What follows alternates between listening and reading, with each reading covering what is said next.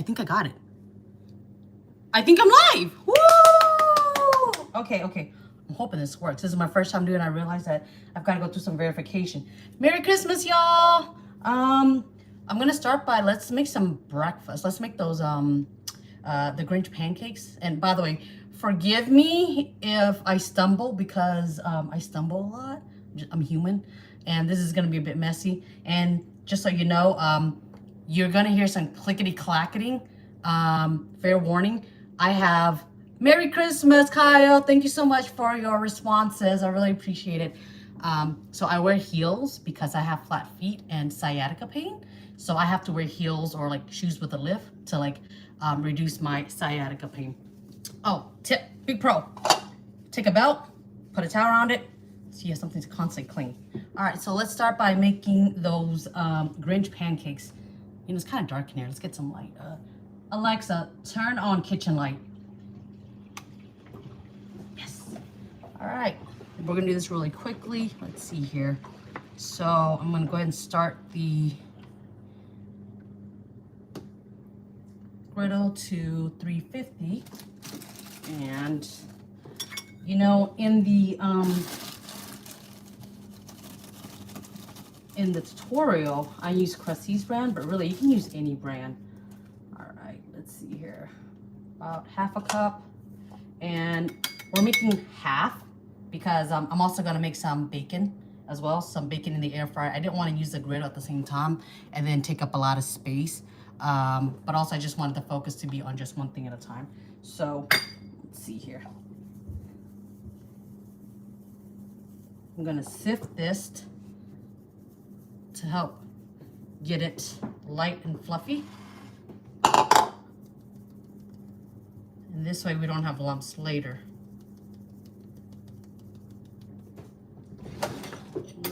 Let's see here. We can also use, sometimes you get like these lumps down here. That's usually gonna be baking soda and other stuff, but you can go ahead and just take your whisk or spoon, and that'll help make this a little bit lighter. Then we can just toss that out. Okay. And then 1/3 measuring cup.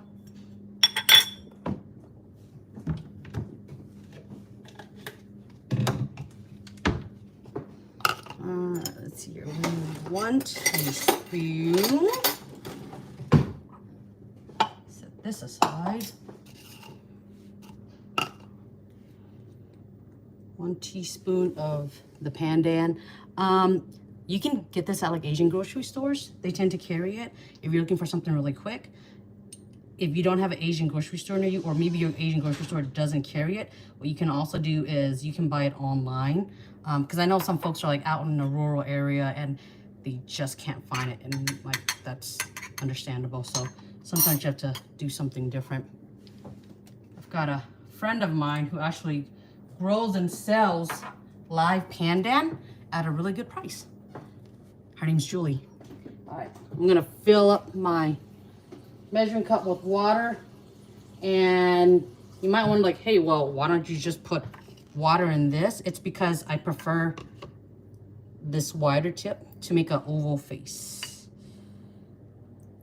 All right, filling it all the way to the top. Okay. Take our mix, take our wet and dry. We're gonna mix this together.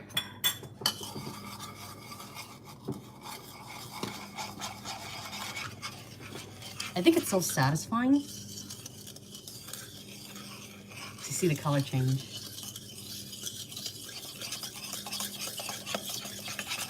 See, that doesn't take very long. It smells good. It smells really, really good. And y'all, if you're making this for a lot of folks, double the recipe, triple the recipe. All right, that looks good. Let's see here. Okay.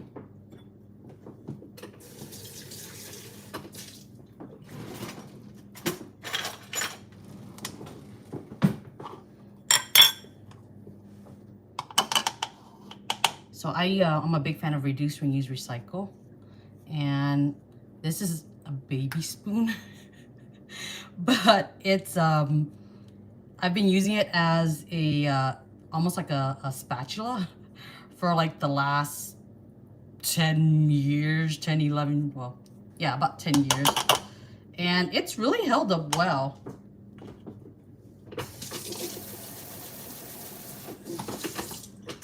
Okay.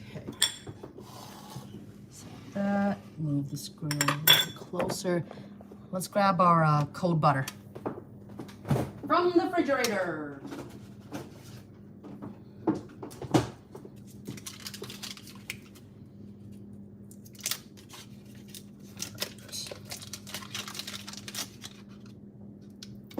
And this griddle, I've had it for probably a good 8, 9 years. And it doesn't heat evenly everywhere. So I have to be mindful of, there we go. I have to be mindful of like how I put my food on it, just to keep an idea of like, you know, how many do I put and what time, because some food takes a little bit longer and others. Oh, you know, let's put some butter on this.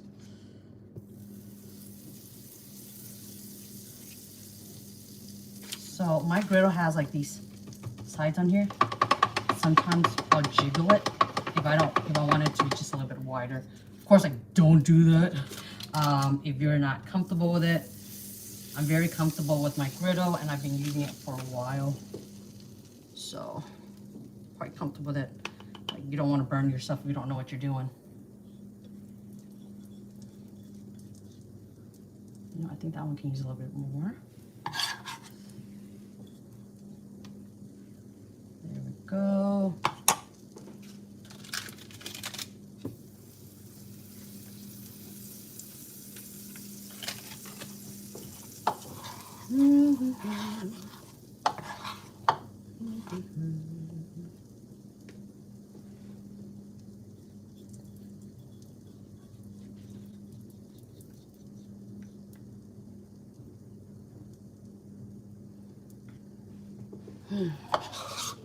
How's everyone's Christmas going? You know, I hope you're able to spend some time with your loved ones.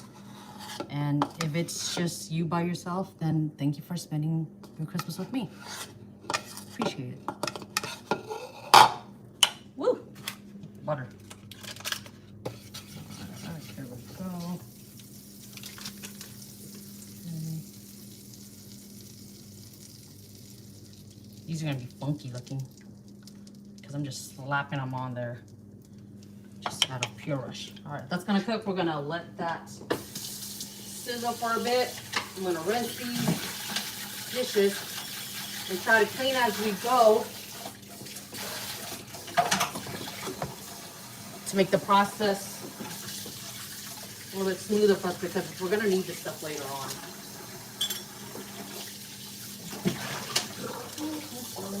I'm a big fan of multitasking because, you know, sometimes you gotta get a lot of stuff done.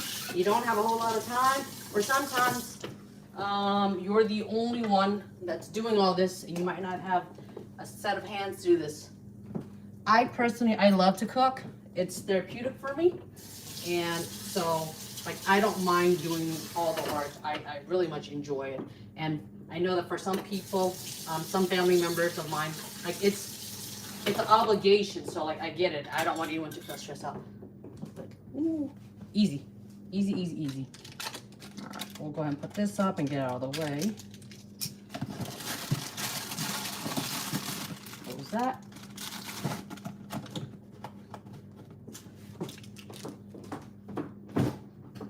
All right, while that's cooking, it's gonna take about a minute or two. We're gonna go ahead and get started on our bacon.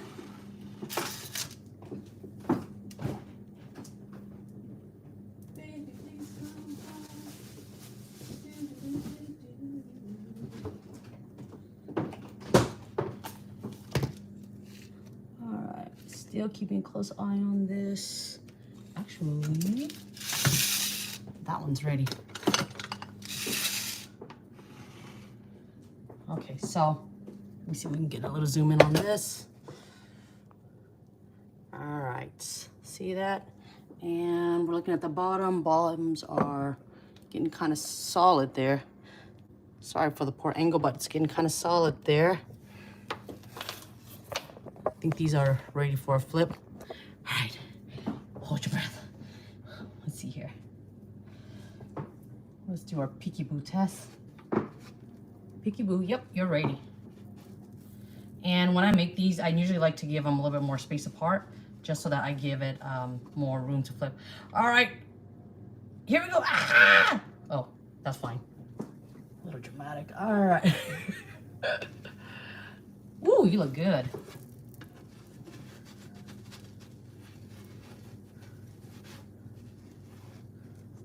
There we go. Hello, beautiful. You're ready.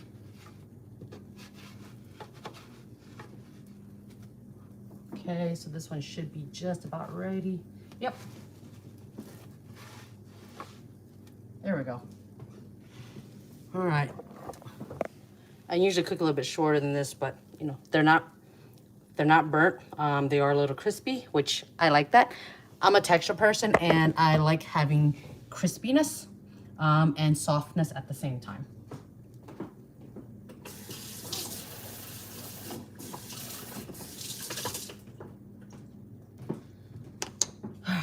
And typically what I would do is I would actually start my bacon first, because the bacon will take about 10 minutes to cook.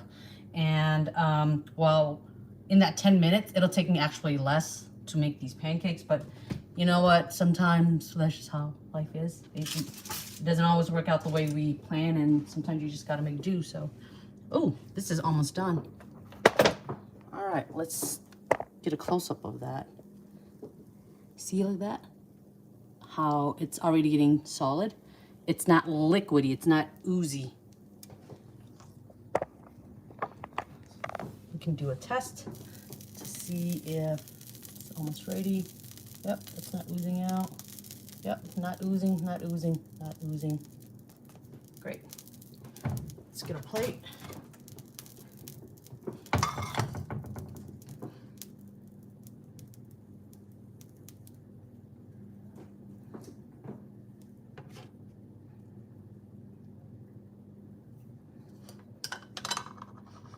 This motion's called wafting. I learned it in home ec. When you put your hands over the food and you bring the smell in towards your face. All right, let's see here. This one, it's, you know, they say with pancakes, you always mess up your first one, and then the rest of them is great, which is pretty true, because this one looks pretty good. This one looks good. This one's kind of it's a hot mess, but it's hanging in there. It's doing what it needs to do. It'll still get the job done, and that's fine. Let's see, yep, ready. And then this one's ready.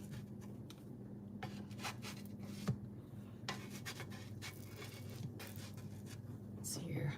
I've got a metal spatula, but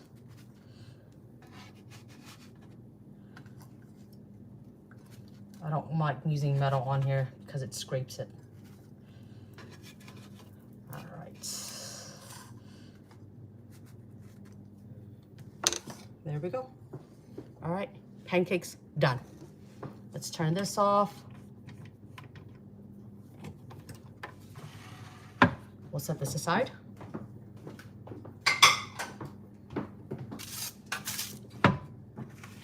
Okay, now I start on my bacon. And I'm actually going to move towards the sink for easy cleanup.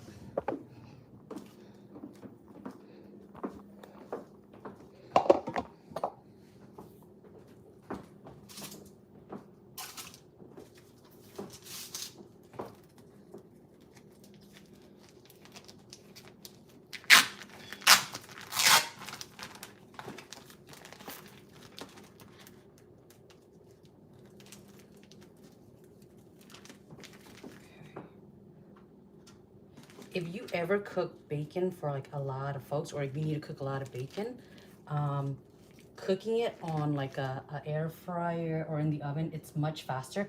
I used to work in a very popular southern restaurant. I'm not gonna say the name, but if you're from the South, you probably have been to this restaurant. But the way bacon is cooked in the restaurant, it's usually cooked in an oven. Sometimes they'll cook it on the griddle, but most of the time it's in the oven. Like for morning breakfast rush, restaurants are cooking it in an oven because they can cook a lot of it fast, and then the consistency comes out like the same every single time. You know that was too much. All right, there's our bacon. We're gonna put this at 400 in the air fryer for about 10 minutes or less. It just depends on how crispy you want it. I like mine a little bit crispy, so give me a second. We'll be right back.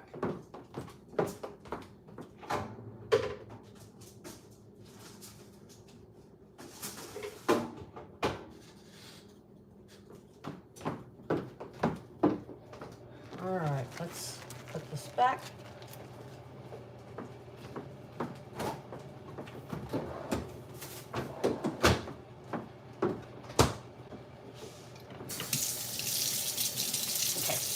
So let's do the main entree, which is going to be our ham. And every year, or at least for the last several years, I've been making a sweet ham with no sugar. Just keep it like low carb. And because there's already gonna be so much carbs, I keep it low carb as much as I can. So what you're gonna need is a 2.5 gallon Ziploc bag, or if you have a container that's like that can carry something as big as your ham. This ham is about it's 6.8 pounds, and we love ham. And most hams are actually cooked. All you're doing is heating it up. All right. So I had cleaned my kitchen and I sanitized the sink earlier today. This morning, actually. So I feel comfortable with using this. And again, before someone comes at me, the ham is already cooked. We're just heating it up. We're gonna season and heat it up. But most hams, to help preserve it, it's brine in a salt brine. And when you look at the package, it don't usually tell you. So that's why, if you ever wonder, like, why is your ham so salty? It's because of the brine.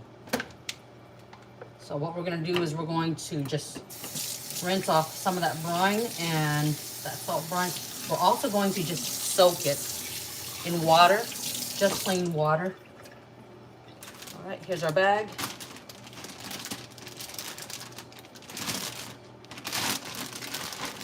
And then we're going to fill it up with water. I'm gonna fill it up pretty much to the top. While that's filling up, I'm gonna toss this out of the way.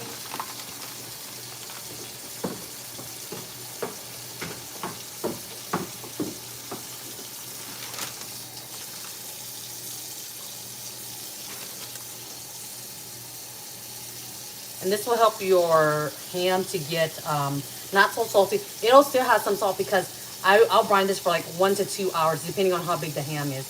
This ham is, I think an hour is good. I think it's small enough to where we can do always 1 hour.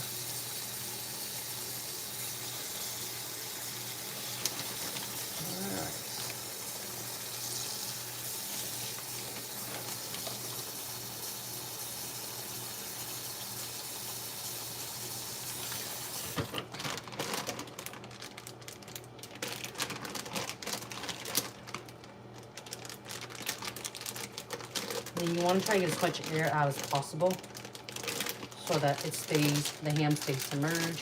Sometimes what I'll do is I'll even put like a rubber band on the top, and that'll help the ham to stay submerged in that water.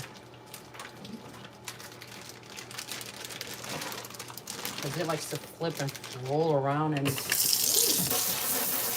Doesn't say submerge. Okay. Great. Looks good. Okay. The ham is one of the longest items to cook. That's why we're starting on it first.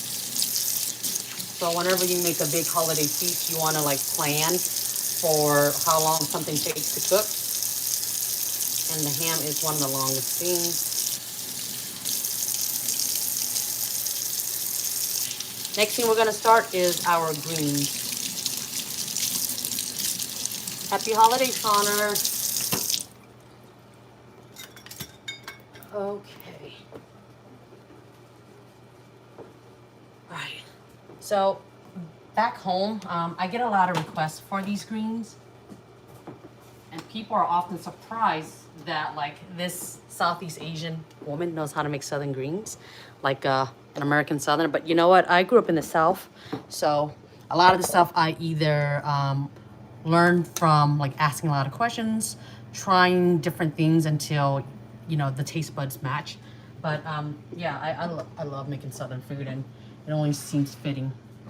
Okay, so this is cooled down enough. I'm going to just move this out of the way, the griddle, so that it's not in our view.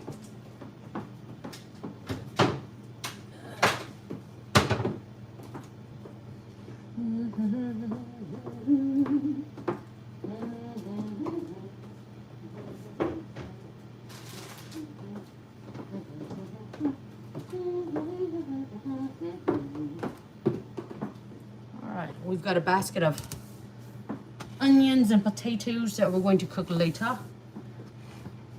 And I have a pressure cooker to make things faster. Or faster, but also so I can like cook things more efficiently. Which for me, greens, it takes a while. Oh. Sorry, I got distracted. For me, it takes me a little bit longer to cook some things like the greens, because I make a very condensed broth, and then once the broth is ready, it's called the master broth, or at least I call it the master broth. Once the broth is ready, then I go ahead and I add the greens, because I'll know that the greens will absorb that flavor and it'll be delicious. All right, so we've got our Instant Pot. I don't know which variety this one is, but we got it on sale on a Black Friday like several years ago. All right, let's start by cooking down our bacon.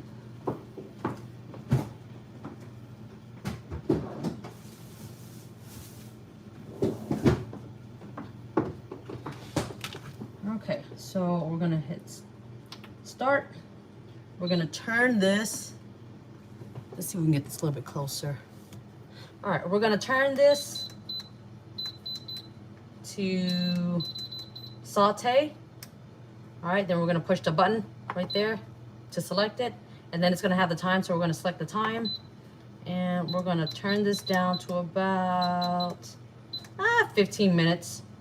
And we're gonna put this on medium. I can put it on low heat, but I prefer medium because it'll go by much faster.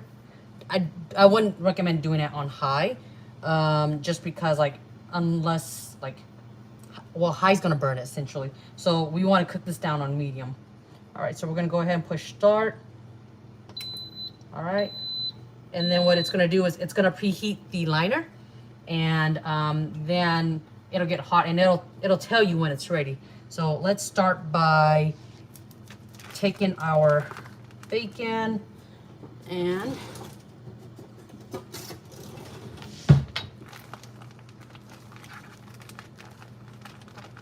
I'm gonna make a big pot, because for me, Christmas is like meal prepping. It's a festive meal prepping. And we're just gonna take our bacon, we're gonna cut it up in chunks.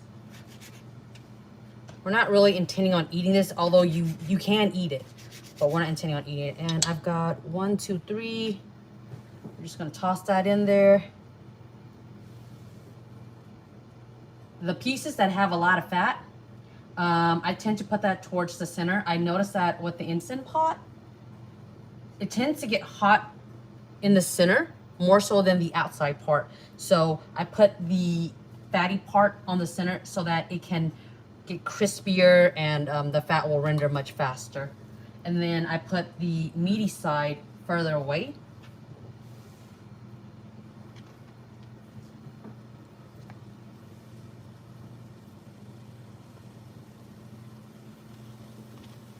Okay. And what this bacon will do is it will give us a rich, fatty flavor.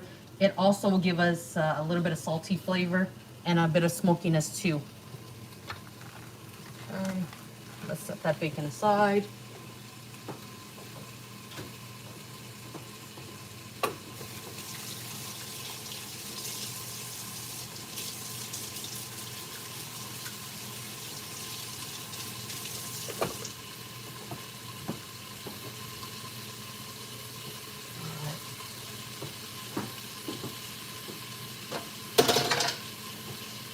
Usually I would just go ahead and wash that, but for the sake of time, I'm just gonna grab another cutting board. I have like so many cutting boards. It's one of my most useful items. All right, we've got one onion, and this is a coffee canister that I reuse as my compost. So when I have like kitchen scraps, I put it in there to go to compost. Another thing that you can do if you don't have like a garden, you can put your scraps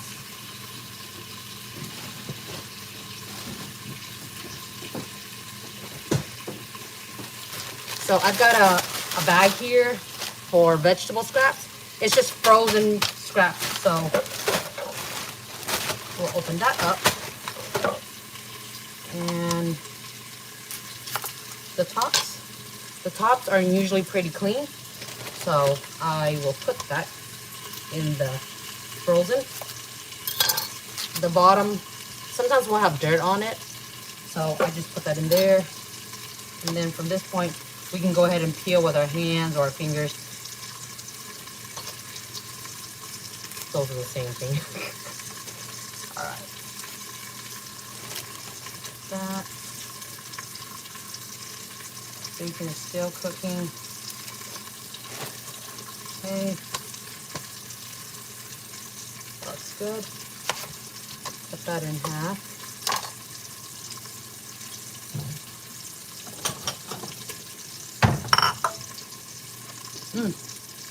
I like the smell of bacon. Okay, my onion is cut top and bottom. I have it laying this way, and it's, oops. Well, why'd you do that, onion? Not because of gravity. All right, so what I'm gonna do is I'm gonna cut down this way because it's already sectioned like that, so it's less of the cutting. If you don't wanna do this, you don't have to.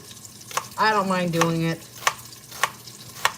because it is just a little bit faster, and also the small pieces will break down much quicker in the cooking later. Oh, it burns. A trick that I had learned over the years with onions is if it starts to burn, is whistle, and that'll help blow the air away. Okay, our bacon is ready for flipping. Let's see. Almost ready. There's our, see right there? You know, I want this a little bit more crisp. So we're gonna let that cook just a little bit more.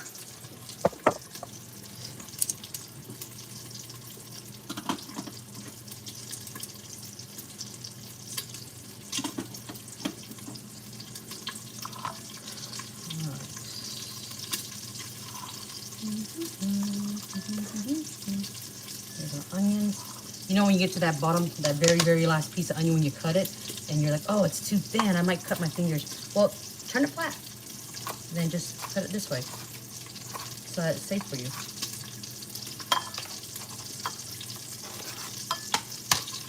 All right, let's do the same thing. We want to render as much of that fat from the bacon.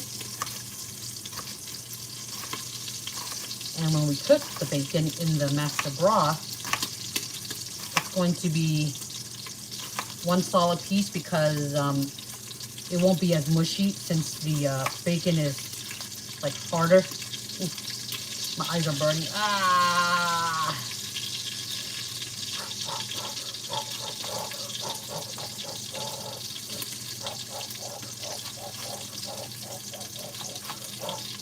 I'm gonna check on that bacon, the breakfast bacon.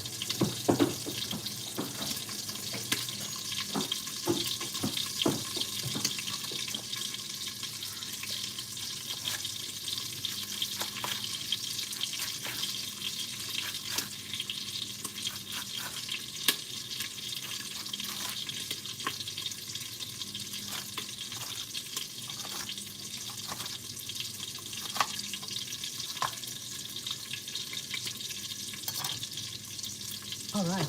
Okay. So this is what I'm wanting. Crispy edges.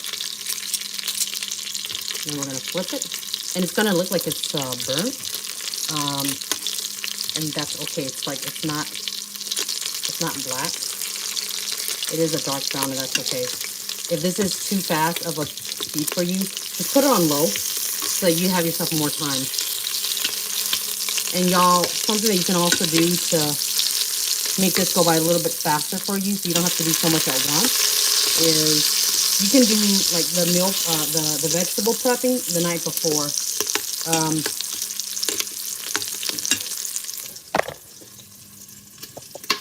I got sidetracked last night, and so I didn't do it. I got a little busy. Okay, cool. All right. Spent this morning cleaning my counters, the sink, so I can have lots of room to meal prep. While that's cooking, I'm gonna grab a frozen smoked turkey leg from the freezer.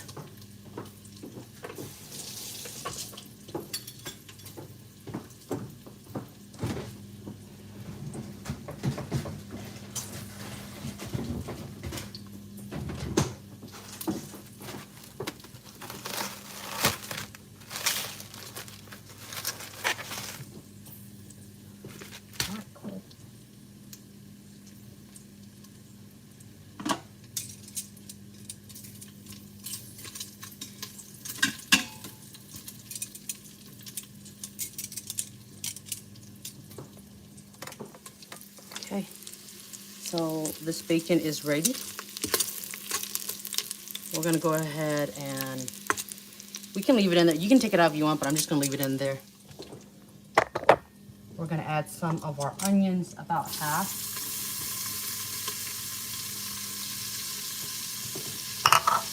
All right. Stir that around. And the onions kind of help deglaze, because you see how there's like burnt bits here from the bacon? The onions will kind of help deglaze some of that. But we're going to deglaze that with water here in a bit. So just stir that around. Pick up your bacon and set it on top if you like. It's up to you. The world is your oyster. But we're going to let that onion just sweat a bit. We want it to cook down because it's going to help bring the sweetness from the onions and into the broth.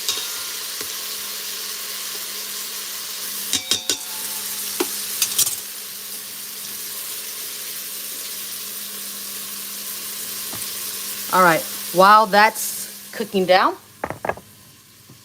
we're gonna get some garlic.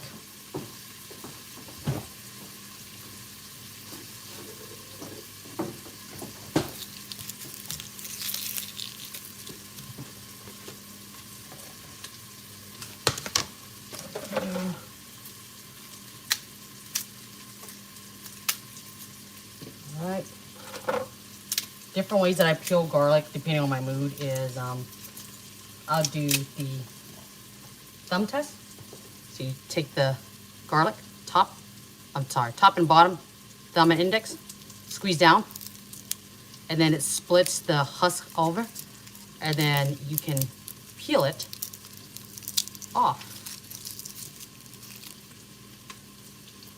And then that gets you the garlic.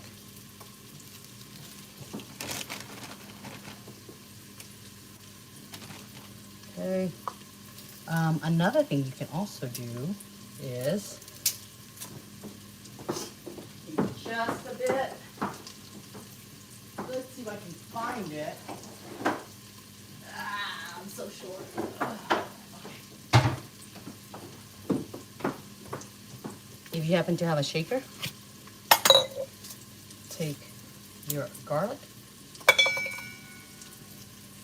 Remove that the root attachment right there. Put some in here.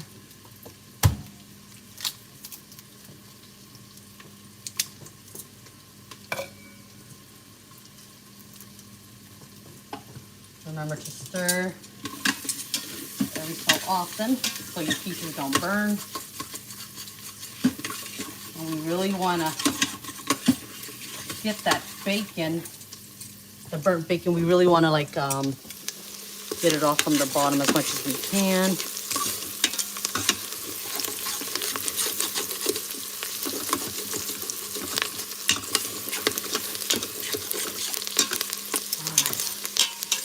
Let's let that cook a little bit longer.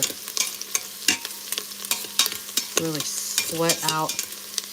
Almost caramelize the onions because it'll bring a nice sweetness to it.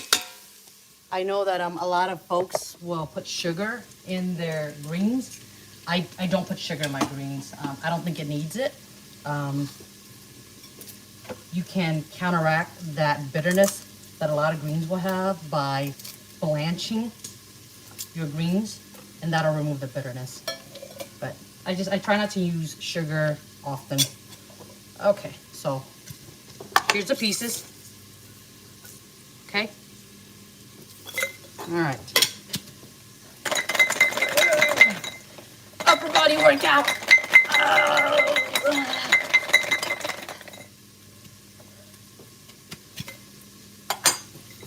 Any loose yet? No, not yet. Oh, wait. Hold on. Look.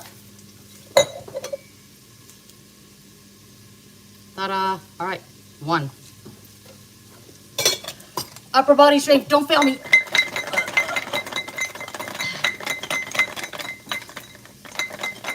It's like that exercise.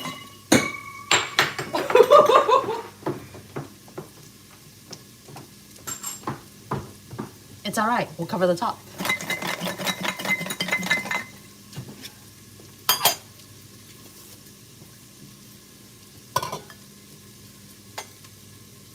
Okay. So, didn't work quite as well, so I'm just going to go back to my other method. But I have used it before, and it's okay. As you can see, stuff goes flying. All right. This is cooking pretty well. The color that I want it to be. I went ahead and turned off the heat because the onions are getting crispy. All right.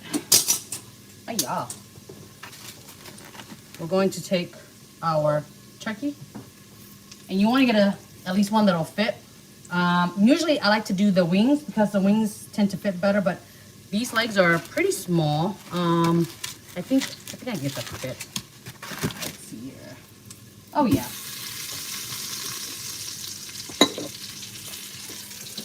Look, it's literally just a frozen leg in there. I'm gonna heat that up.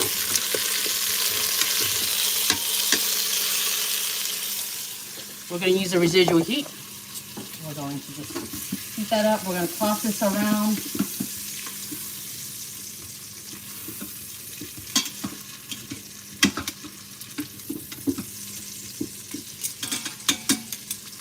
Okay. This out of the way. Let's go back to our onions. Our garlic.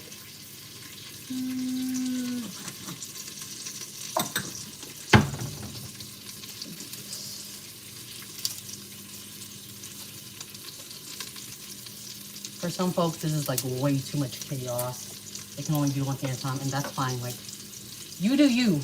You do you. For me, I really need to do multiple things at the same time just so that things get done faster. Because sometimes we have deadlines. We tell people to come by a certain time and, they're expecting food. and it's not ready. 1, 2, 3.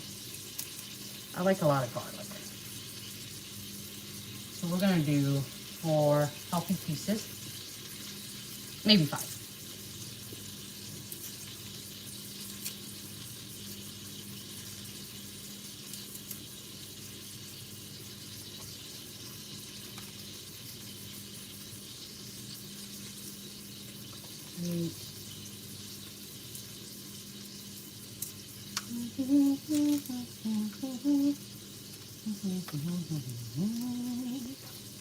One, 2, 3, 4, 5, 6. We're gonna do 6.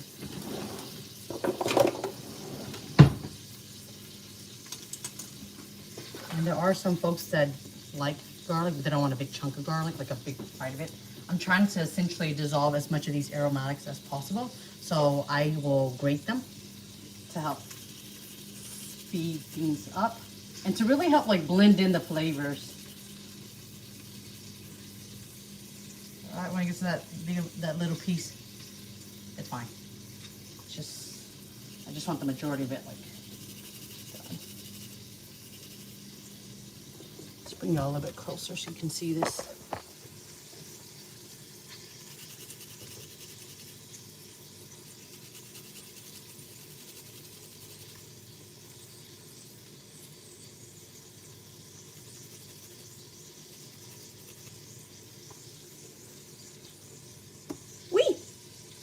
Excuse me.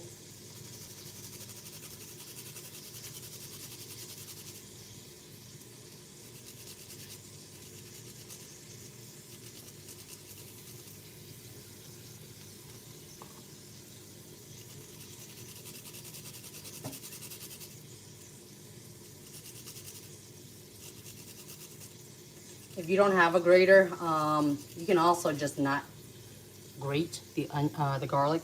It will essentially get super soft in the pressure cooker, but then you'll probably just have to like locate and just smash it with a fork or a ladle or spatula later.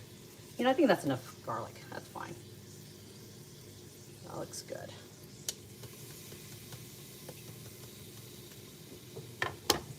Let's wash our hands.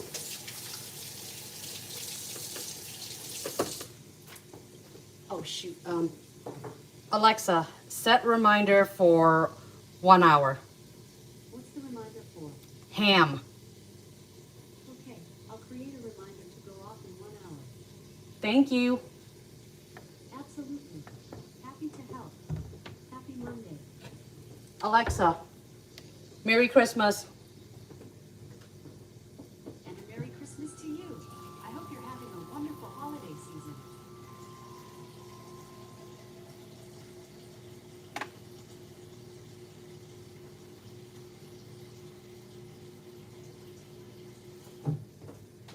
All right, we're going to get some water. Let's start this back up. And we're going to do saute again. This time I'm going to actually, yeah, I would just stick it with medium. It's fine. All right, and while that's heating back up, I'm going to fill up some water.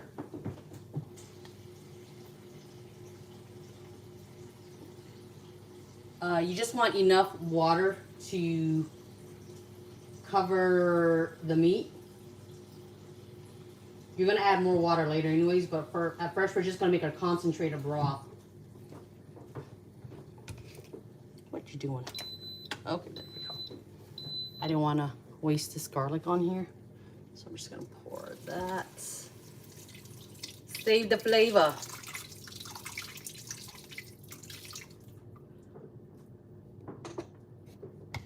Okay. And we're gonna take this liquid and we're gonna take the leg and we're going to use the turkey meat and we're gonna deglaze it. So let's grab that. And this is kind of hard to do because I'm actually right-handed, but that's what I'm holding the camera up with. We're gonna scrub that around. Give me all your flavor. Show me the flavor. All right, you see how the broth is turning brown? That's from the bacon. That's from the caramelized onions, which you see their little brown bits now. So the flavor really changes as it gets cooked, the longer it cooks.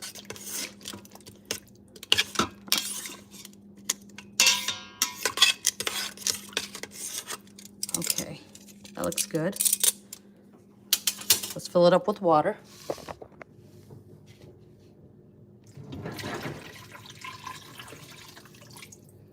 Almost.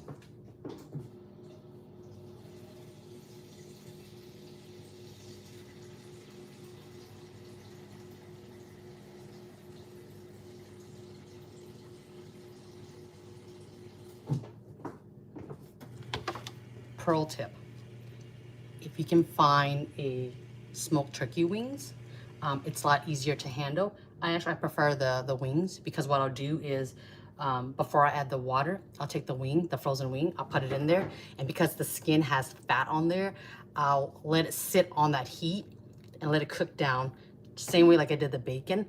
Then I'll flip it and I'll do the same thing. I'll cook it down. Once the turkey wing is close to being thawed, I'll even like cut it apart. You know how like the wing is like one bone here, then one bone here, and then that's what holds it up and it makes the wing. I'll split that in half, and then I'll put it back in the broth. And then when it cooks in the pressure cooker, the flavor from the inside, the saltiness, the smoky flavor, it really penetrates the broth, and it just makes this wonderful broth. And so it's a really good way to like season your broth. And if you don't eat pork, because I know some people don't eat it for religious reason, or they just don't like the flavor of it, I'll make this without bacon. I'll just do I do the same steps, but just don't put the bacon. What you do is you'll put a little bit of put a little bit of like oil at the bottom, let that heat up, caramelize those onions. Once the onions are caramelized, take your turkey wing, and then you put it down there, and you let the fat from that turkey wing just like get crispy, and that fat will be you want to get as crispy as possible, so that's where you get a lot of your rich fatty flavor for the broth. Let that cook down a bit, and then add your minced garlic, and then once the garlic is cooked down for just a little bit, I'm doing these a little different today, but you let that garlic cook down for just a little bit to where it's fragrant, and that's going to help with the building the layers of flavor. So that's something that's like super helpful, because you want to make sure that you get a lot of flavor without having to put a lot of salt into this. And again, remember, I don't put sugar in my greens just because I don't think it needs it. The onions will give me that sweet flavor that the sugar does. All right, so while that is getting hot, actually, you know what? Hold on. Let's see. I'm going to fill this up. This is a master broth. So it's going to be a broth that is flavored. It's concentrated. We're going to add water to this later to our big pot. So don't worry about like not having enough water for now. You just want to make sure that you at least have half a cup, because that's how much a Instant Pot needs to be able to like get it to pressurize. And we're gonna add liquid later. So all right, so in there we already have our meat, our onions, our garlic. Let's add a little bit of let's add some black pepper.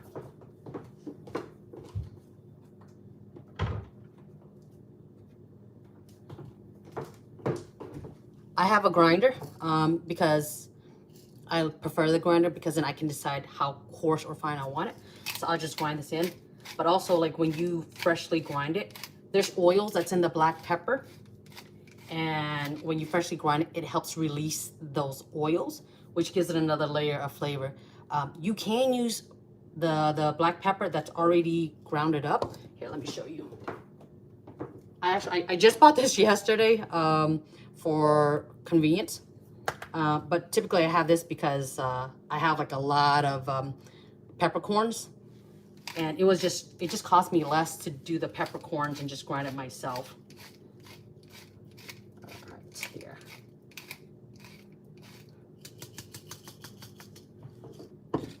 Okay, let's stir that around a bit.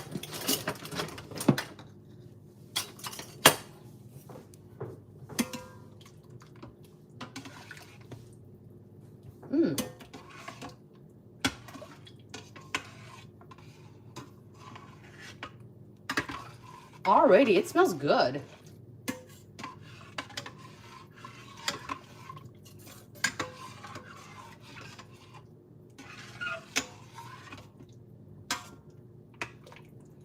Okay.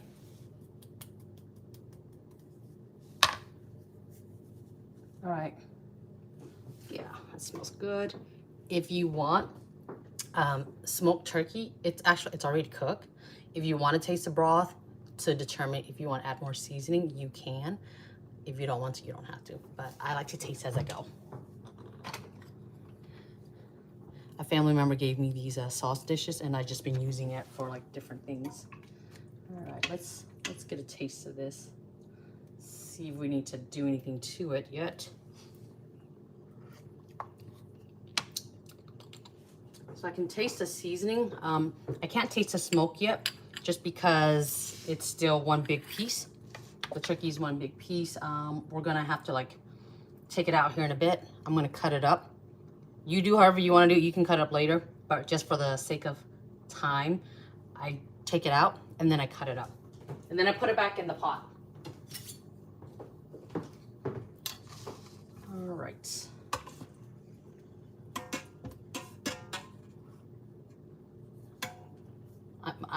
By the way, my hands are made of steel.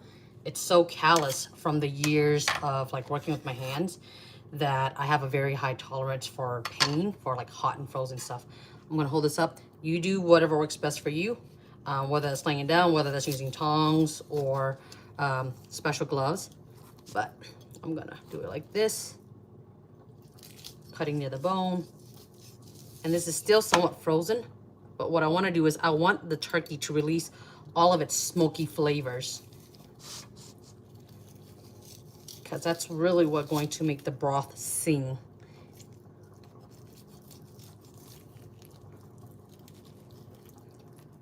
I know some folks will add ham hock. I like ham hock too. Ham hock is a little bit harder for me to find. It also tends to cost more, and so I want to go with like whatever's going to be more cost efficient. But also, I tend to go with turkey because it has more meat on there. Ham hocks tend to have more fat and bone, and by doing the turkey, you get more meat, and we do eat the meat, so that we have a more filling supper. All right, there we go. We're gonna toss it in there, and then we're gonna take our meat. Oh, it smells so good. I'm gonna plop it in there like a heathen. Here we go, here we go. All right. Okay. So this is going to make our broth super flavorful. Ah! Did y'all catch that splashback? Ah! Sometimes it happens. Okay, we're going to cancel this to turn it off. And now we're going to pressure cook it. Put your lid on. Turn it. This Instant Pot edition, I don't know which variety it is. Y'all let me know in the comments which one it is. But it automatically seals at the back. See, the vent automatically goes down, and so I don't have to like remember to like turn to close the vent. It already does that. All right, and then we're going to turn the knob to pressure cook. Push the button to select it, and 25 minutes is how long I want it. So we're gonna turn it down for the temperature. I do want it at a high, so 25 minutes on high. Yes, we're gonna push start. Then we walk away. Let's clean up some of this stuff, and let's check on the bacon that we forgot about because we have ADHD and we got distracted. All right, I'm gonna wash this real quick, and then we'll check on that bacon and pancakes.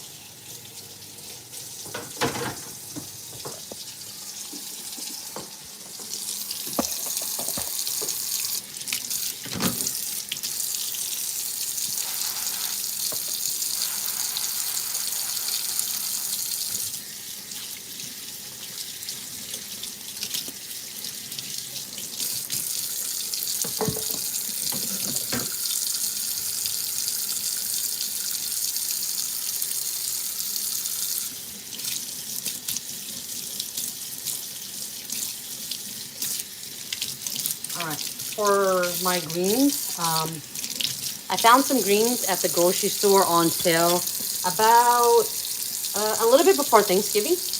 It had three like collared, the whole plant, the live plant, in a pack. in a bundle, and it was on sale for $1. So I got 2 bundles, which gives me about 5 to 6 collards. And I knew that I was going to be making it for Christmas.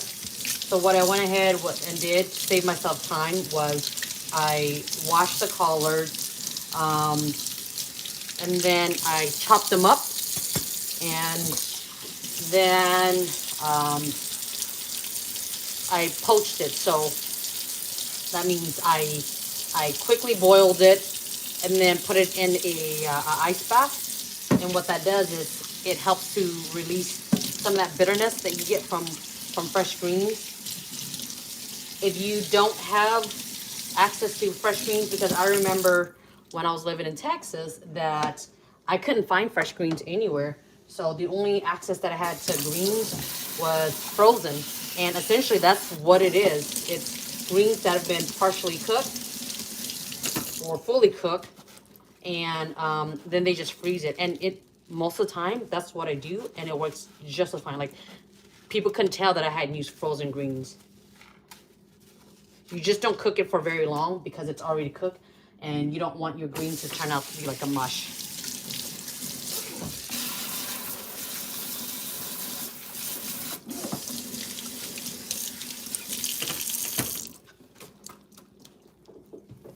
Okay.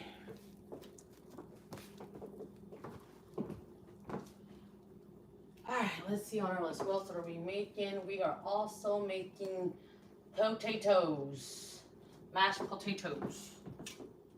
Move this out of the way. Our veggie scraps back in the freezer.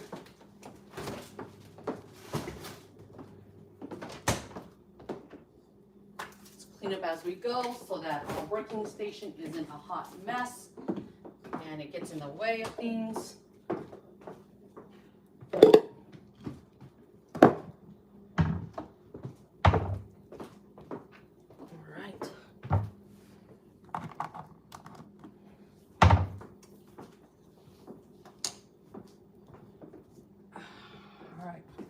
Let's start on our potatoes. So we've got our broth of the greens cooking, and now we're gonna start on something else that takes a lot of time. Whenever you cook, especially when you're cooking like a large meal, you wanna think about like, well, what takes the longest to cook? What takes the most preparation, and then plan it that way. I thought about this recording thing at last minute. I was like, hey, let me go ahead and go live, because a lot of family members will ask me like, oh wow, how long did that take you? Because I'll cook like sometimes 9 to 10 sides because I love cooking, but I get too ambitious and it takes me a while. So I'm gonna keep this a little bit small, and I might even like cut off this live feed here in a bit, just because then I can move a lot faster. I'm not having to like worry about like moving the camera around. All right, we're gonna make potatoes.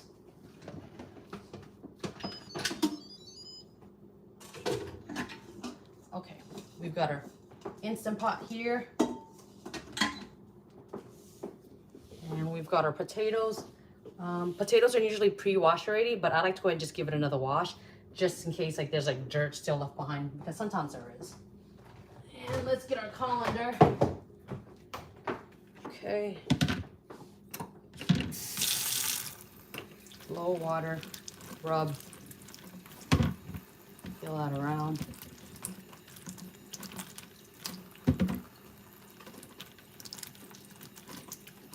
Mashed potato is a favorite around the South, and maybe just all over the world. Like, a lot of people love potatoes. When I make mashed potatoes, I usually will make it in a way to where I season it to where I can get 2 meals out of it. All right, so I've got a variety. We've got some yellow potatoes, red skin potatoes, and some purple potatoes. These are on sale. I think I got, how many pounds? Probably 3 pounds, and it had like a mix in there for $1. So like 4.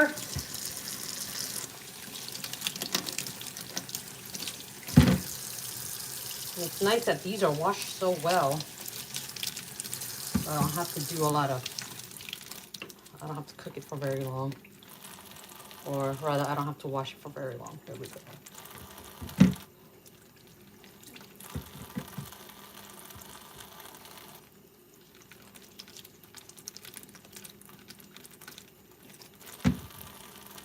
when I season these, I make I take the potatoes out and I'll make like herbal roasted potatoes with it, or I'll make home fries, or I'll make mashed potatoes or something else. You can also make what do they call that trending thing? The pressed mashed potatoes.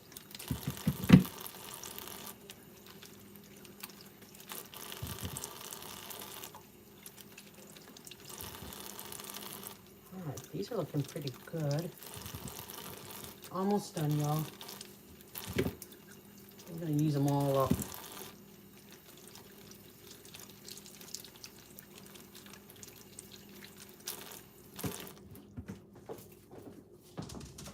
All right, let's get our compost bin.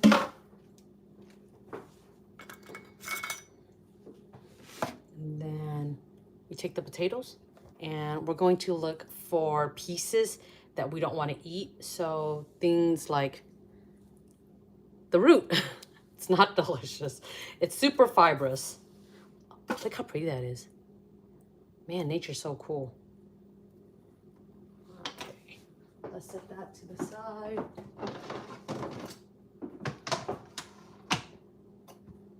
Told you I have a lot of cutting boards. All right, this one looks pretty good. Sometimes I'll remove the, this is called the eye. You see that right there? And this is where, like, if you want to start your own potatoes, that's, you can cut this off and then have this in the ground, like with this part going up. And what happens is it'll start to root. All right, that looks good. Let's see here. Here's another eye.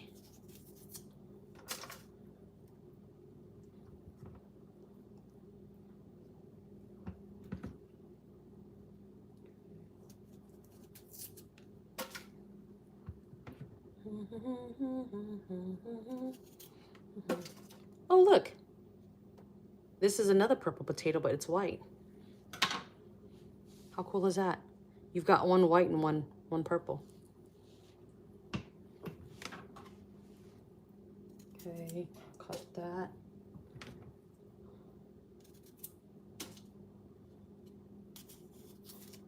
That one had an ugly piece. Well, it was pretty bruised up, so we're gonna just remove that. It's still good to eat. Oh, you know what? This one had a bruise. Looks like it got hit by something, so we're just gonna cut that bruise off. It's still good to eat. Okay.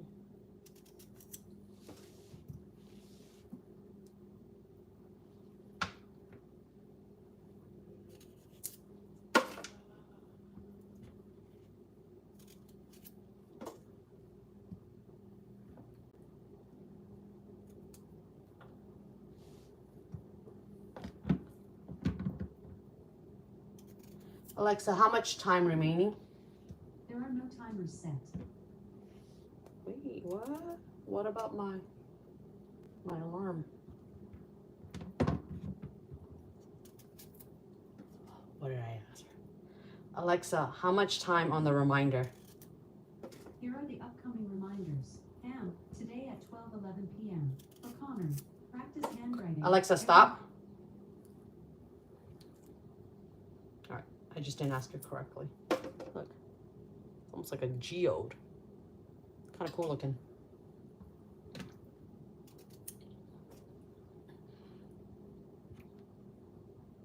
Okay, all done. All right. So I'm gonna put these back.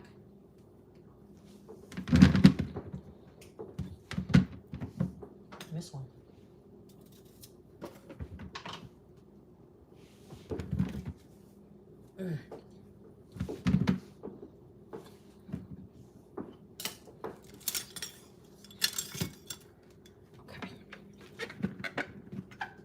If you don't have an Instant Pot, you can boil this, cut it up and boil it.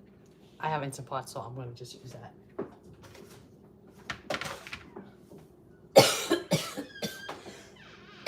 Excuse me.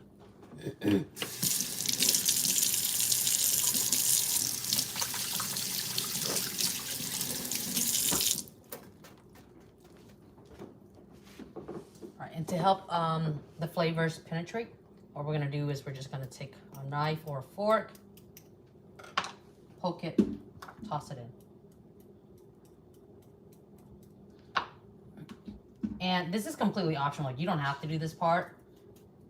I like to do it because when I'm making home fries with these, it'll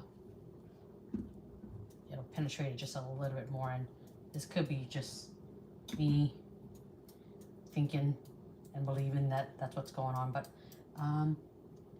seem to find that it works well. Let's do a fork. We'll do 4 times the action.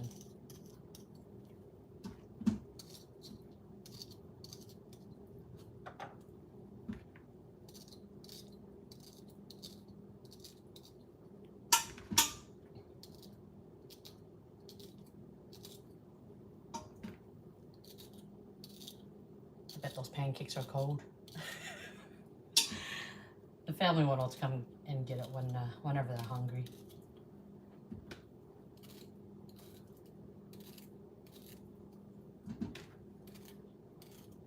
Usually when I do a holiday feast, I start super early in the morning because I get up early anyways. Last night we slept late. We went to bed late and we slept in. And so we got a little bit of a late start. Oh, you know what? I'm gonna do something different. I'm gonna roast these potatoes a different way. So I'm gonna take the purple ones out just because I want the color. All right, and that looks good. These yellow potatoes, especially the small ones, the cream potatoes, make fantastic mashed potatoes because they're so creamy. You don't have to add a whole lot of seasoning to it. Okay.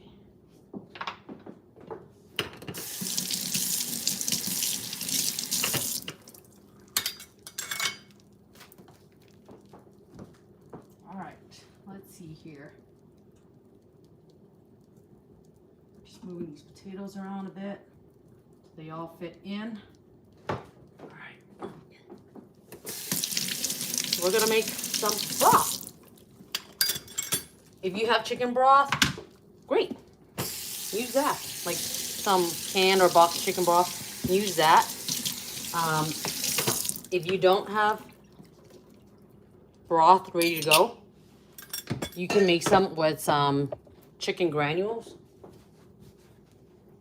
And let's see here. That's actually what I'm going to do. Well, no, here. Let's just, for the sake of time, I'm just gonna go ahead and add it in there. So we're gonna get some water. Because we can always, we're gonna season this later. So I'm not worried about the broth being perfect now. I really just want to take some of the flavor, impart it into the potatoes, and then that will help, that'll help the flavors of the potato just a bit. All right, so I've got here about 2.5 cups. I think it's gonna need more than that though. Yeah, it is. We've got a lot of potatoes here. Let's get some more water.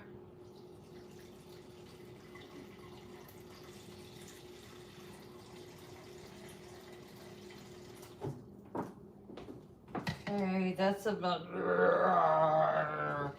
1 cup.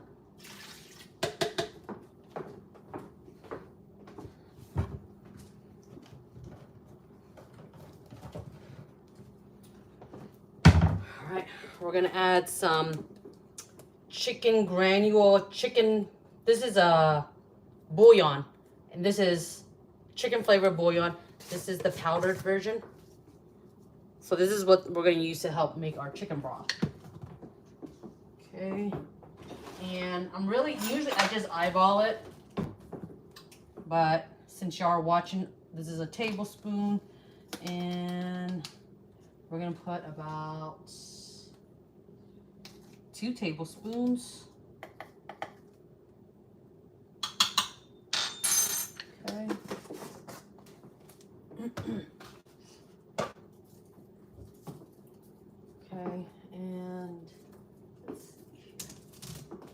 Get y'all a little bit closer.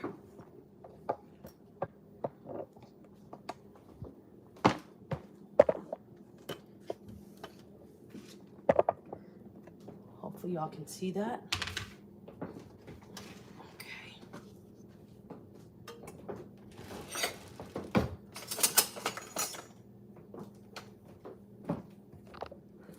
See, just potato water, chicken granule. I guess I could have put the water in the granule first, but you know, it's okay. We'll make this work. It'll work out in the end. It always does. It's fine. It's okay. We're not going to sweat the small stuff. We're going to sweat onions instead.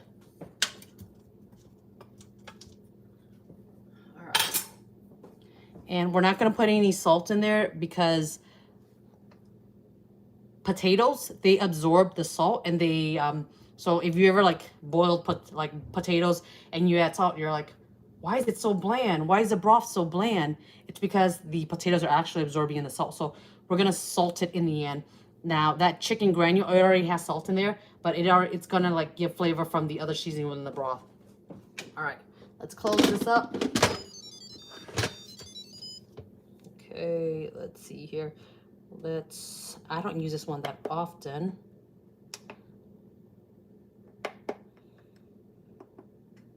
Wait a minute. Oh, this one, I do have to vent it. Let's see here, pressure cook. And we're going to go, oh, let me turn this for y'all, I'm sorry. Okay, so I push pressure cook. And we're going to go, let's do custom. I'm used to custom. Oh, here we go. I can use a potato feature, but I'm so used to using custom. All right, so we'll select that. And these are big potatoes. So for the big potatoes, we're gonna do 10 minutes on high, and then we're gonna push start. All right, set that aside. Let's see here. Yep, it's closed. This one you do have to check to see if the lid is closed or not. All right, let's see. And how are our greens? We still have 12 minutes of it cooking. Okay. All right, let's see here. We've got our ham soaking. We've got our broth for the greens cooking. Hey, mijo, there's pancakes right there if you want some pancakes. It's on the stove right there. Yep, you're welcome. Go ahead and take it. Okay, go ahead. That's my son. All right, let's clean up our mess. Okay.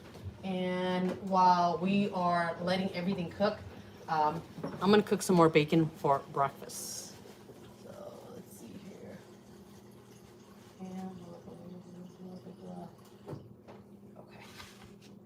We'll set these potatoes to the side. We'll cook them later.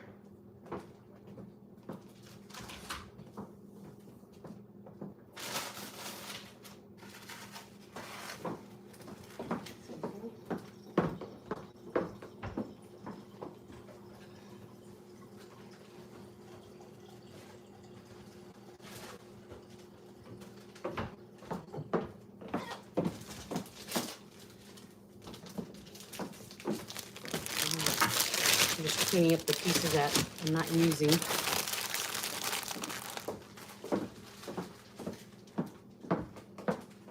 Clean up as we go. We don't have to worry about it later.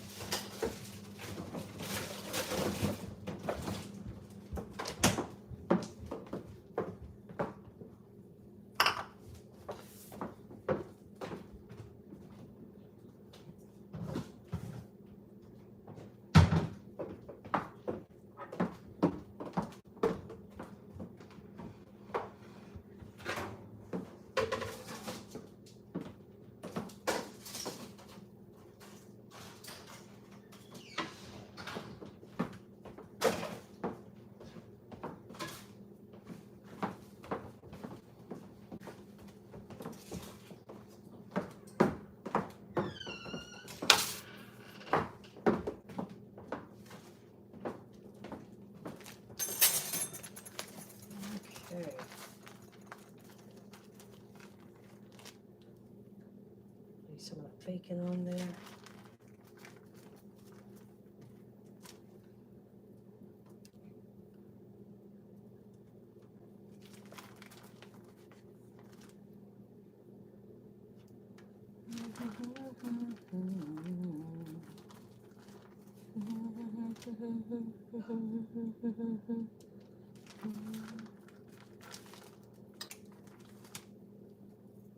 Okay, that looks good.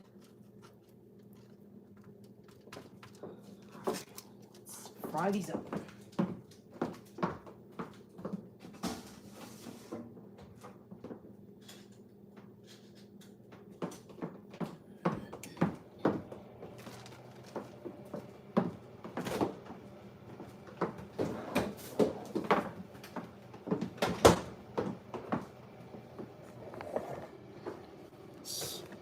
Wash your hands.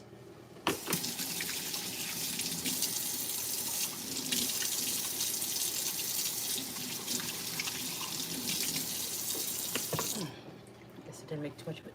Okay. All right.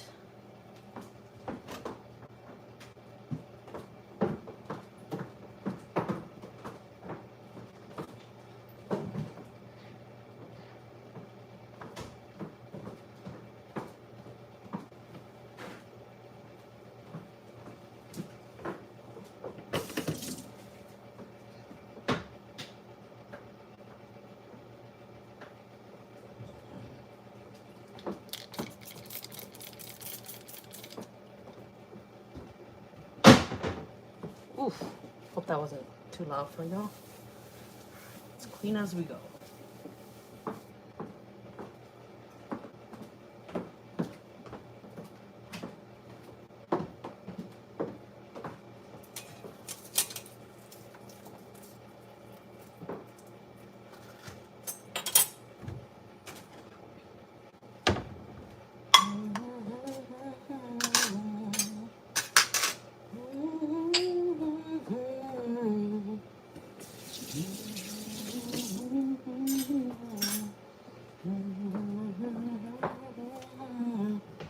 I'm gonna peel some garlic while I wait for this to cook. Gotta peel some garlic. I use a lot of garlic, and garlic's good for your heart, and it has other benefits too. So we're gonna peel some garlic. We're gonna grate it because I'm gonna need it later on. I'm also gonna cut another onion.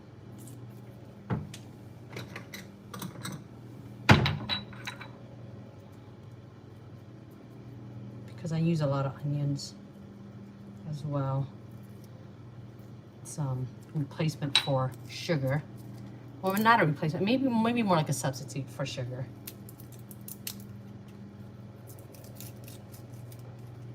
Okay.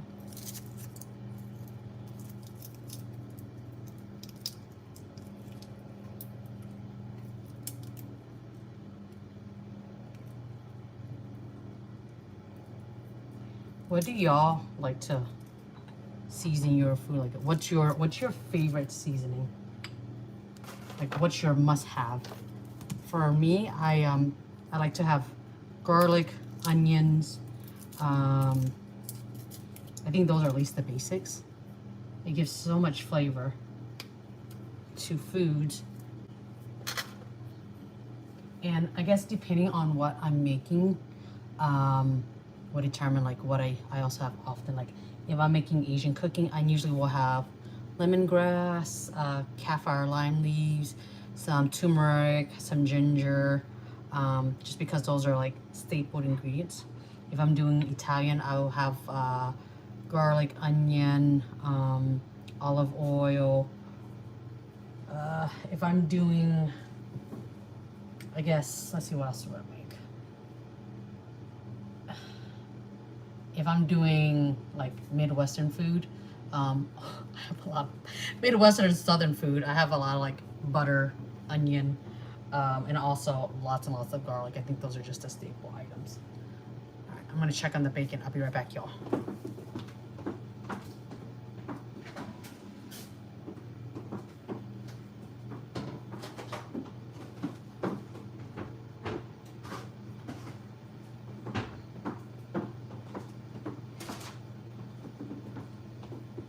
bacon still needs more time.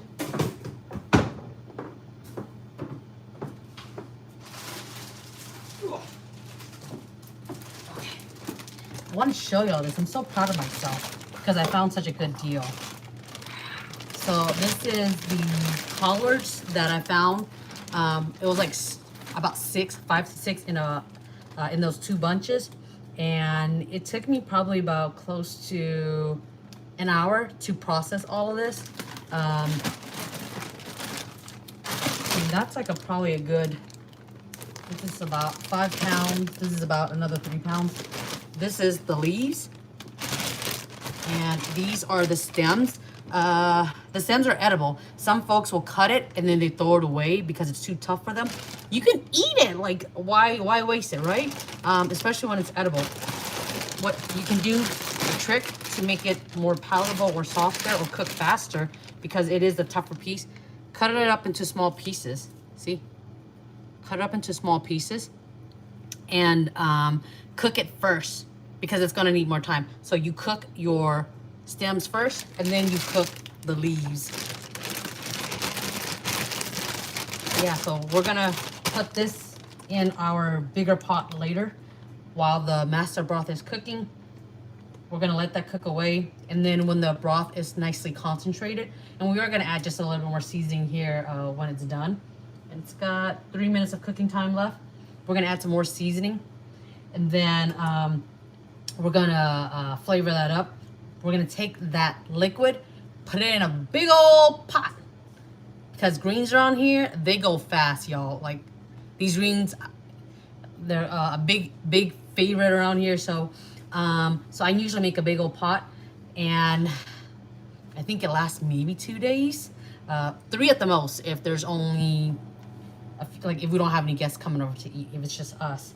If you make a big pot, or like what I'll do is when I make a big pot, I'll freeze it just for meal prepping. Like, I have these containers where I'll put them in there, and then I'll put a label with what it is, the day that I make it, and then I put it in the freezer. So if I want some greens and maybe I was working a long day and I just don't have time to cook, I'll do that instead to save me some time. Or maybe I just don't feel like cooking because I just don't want to, right? I'll go and I'll get those greens and I'll heat that up. I'll like heat it up either in a microwave. You can also just reboil it on a low heat, or just put it in your refrigerator. Like, maybe you're like, oh, you know what? I think I want some greens this week, and maybe today is Sunday, Saturday, or whatever, right? You take that container, put it in your refrigerator. It takes about 2, maybe 3 days to thaw out. So this way you're not heating it up for as long. But yeah, I want to show you. It's like, if I were to have bought this in the store, that probably would have cost me a good $10, because this is a lot of work. But if you have the money and not so much the time, you might want to just go ahead and buy them. I thought this was a good deal. This is gonna last me a while because I can make a lot of different things with this. Oh, here we go.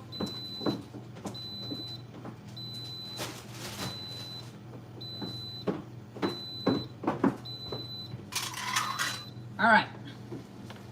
Something to learn about the pressure cooker when you're cooking meat and you don't want the meat to get tough, because that can happen. It's releasing way too much heat. You want the meat to stay tender. You want it to stay moist. You don't want it to dry out. The Instant Pot will go into a keep warm. It'll go into a keep warm, and it's slowly releasing the heat. In the Instant Pot world, or the pressure cooking world, we call that natural release. So it's naturally releasing heat from the vent. It's not going to release all of it because it's going to take it a while, right? But it's slowly releasing some. So in about like 10 minutes, I'm going to go ahead and quick release, which means we're letting all the heat come out.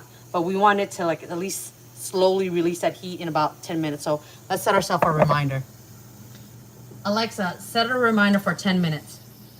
What's the reminder for? Instant Pot. Okay, I'll create a reminder to go off in 10 minutes. Cool. All right, so we're gonna leave that alone because this isn't gonna be for us. The Instant Pot's not gonna be for us, but Miss AI over here, Miss, I don't want to say her name because she'll think I'm asking her something. Our smart home here will let us know when it's ready. All right, let's go ahead and grate some more of the garlic. I'm gonna dry this area up. It's bothering me.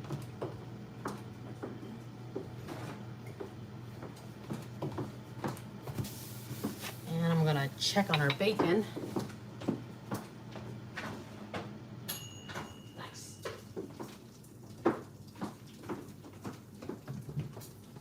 Let's grab some plates for our bacon.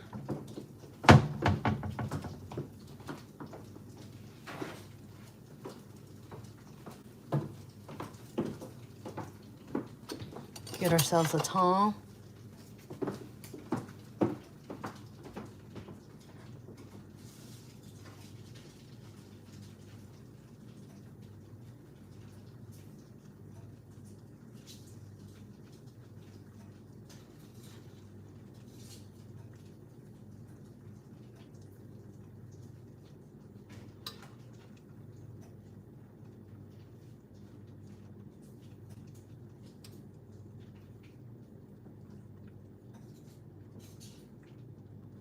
Ooh, you are pretty. Look how perfect that looks. It's so pretty. It has the crispy edges, and then the center. It's a little crispy, but not like crunchy. And so you're gonna get this wonderful symphony of like crispy, soft, chewy at the same time. But we're going to pat it so that we can get some of that grease off the top, because we don't need the grease. It's delicious, but you know what? It's not needed. So I just take a paper towel and I just pat it. Leave some of that grease.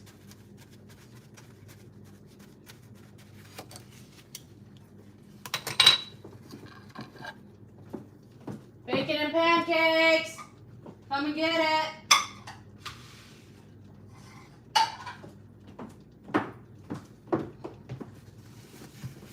Alright, y'all might hear some noise in the background. Bacon and pancakes are done.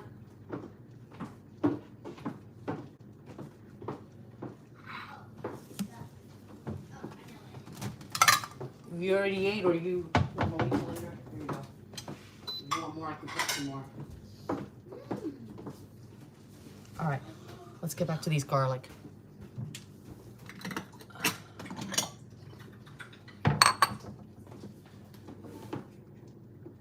Y'all can talk. You're not on the camera. That's fine.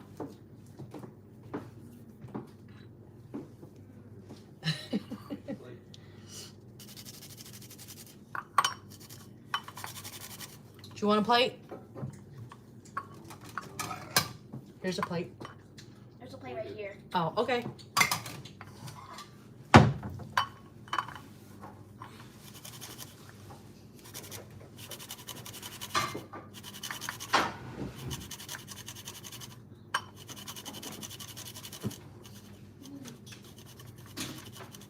Is it crispy? Nice. We've got whipping cream in the refrigerator if you want to put some whipping cream on your pancake. Or if you just want to eat it with the bacon the way it is.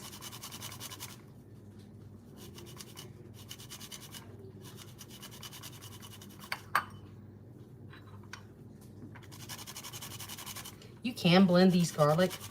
But to me, I don't know why, it's kind of satisfying just grating it.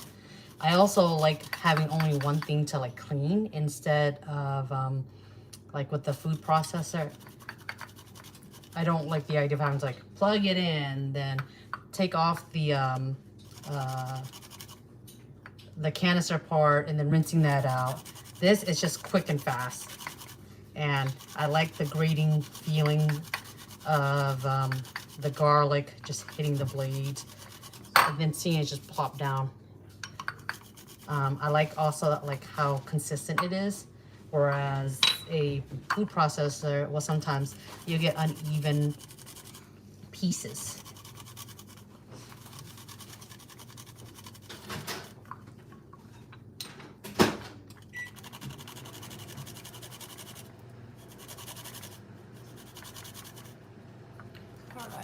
think, let me see here. I still need to cut up the onions for the other items.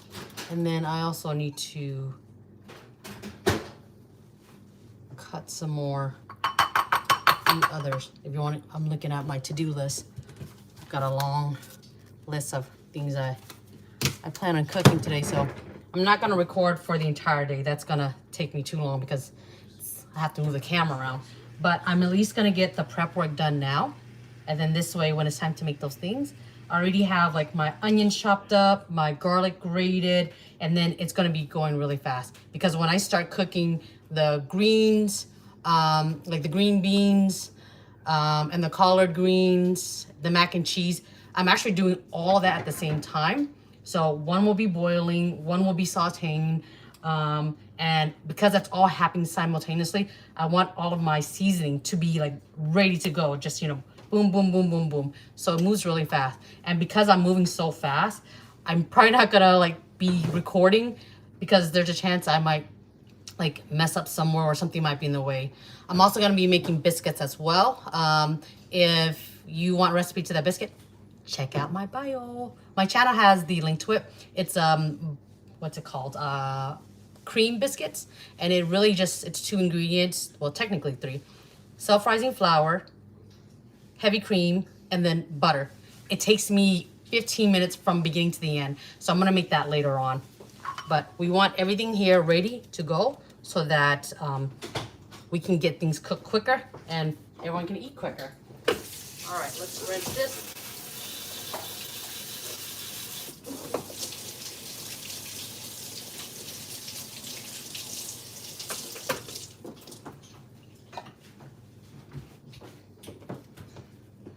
All right.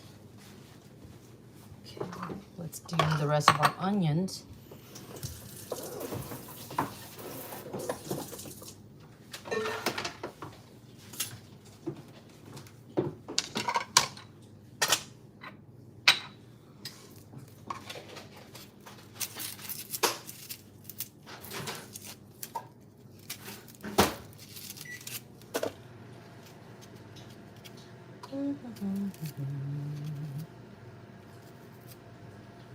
Come on.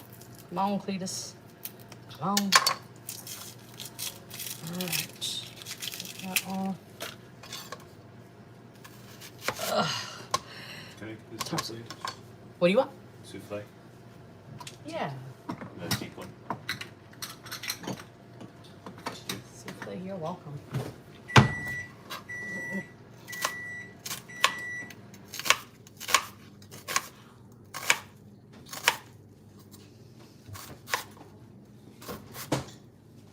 For New Year's, I usually will make egg rolls, and I make them from scratch, and I cut my vegetables by hand. While I can use a food processor, and I have in the past, I prefer cutting by hand when I have the time, just because to me, there's something satisfying about cutting through vegetables, the sound that it makes, especially vegetables like celery, onions, because it's really crispy. I don't know if y'all like to cut vegetables. I know for some people it's like, oh, it takes so long, it's so boring. And people will buy the already cut vegetables just for pure convenience, and I get it. But I want to save money, and for me, it doesn't bother me. I actually enjoy it. Oh, it burns.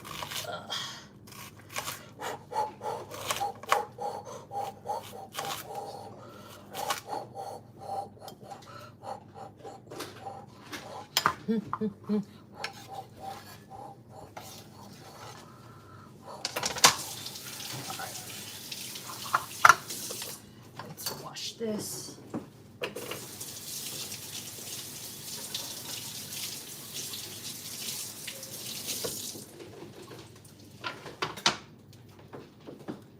Wash this.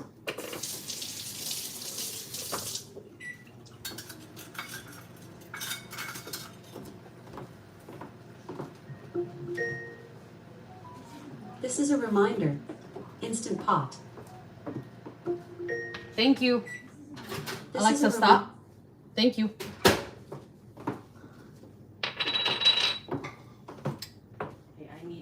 some of this for the biscuits. So I'm done with it. okay, leave me some. Thanks.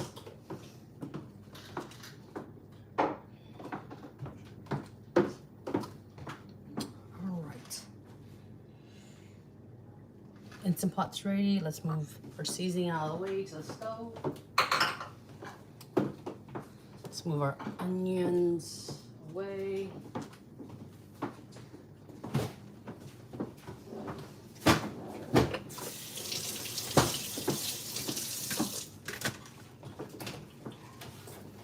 And our garlic.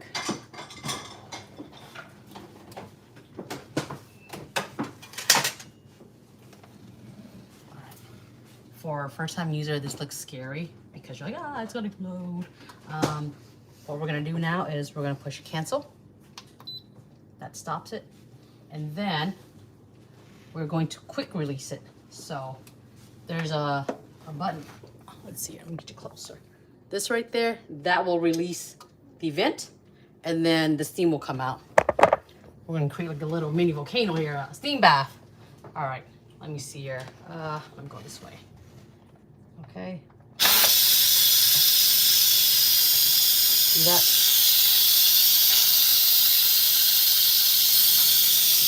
It's like a facial that you don't want because you'll get burning results. Just give it lots of space and let it release up. If you've been terrified to like use your Instant Pot, you can also just take this and then just push it down if that's scary for you. 'Cause I can see how that's scary. Look at all that steam.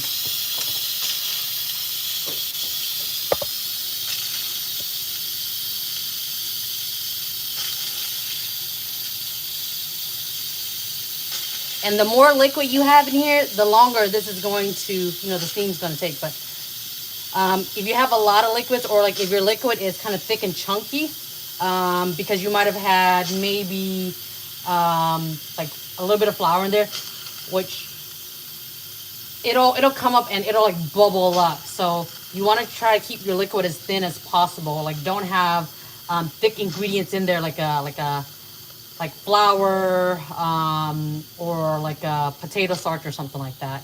You want to keep it thin. All right. It looks like our potatoes are done as well. It's beeping. And we're just going to let that rest for about another 15 minutes. Alexa, set timer for 15 minutes. 15 minutes, starting now. Great. Okay. This is almost done. But listen to it. And I don't know if you hear that cluck sound. That's probably not accurate, but you hear that cluck sound. The pin dropped, but there's still a little bit of steam coming out. So when you open this, make sure that you're being careful when you open it because it is hot, like really, really hot. So I'm going to turn that open. Lift slowly and lift away from your face, away from yourself. This liquid is really, really hot. Shake that off. I'll show you what it looks like. Okay. It smells good. It smells smoky. Okay. Let's grab our tongue. All right. See, the broth is glistening from the fat, from the bacon, from the turkey skin. You can really smell the onions and garlic coming together. And the meat, it's like fall apart tender now. I don't know if you can see that. Hold on, let me grab another piece. There we go. Look at that. It's just falling apart. All right. We're going to taste this broth because we want to make sure that it's well seasoned as we go along. Oh, wait, hold on. One other thing. Here we go.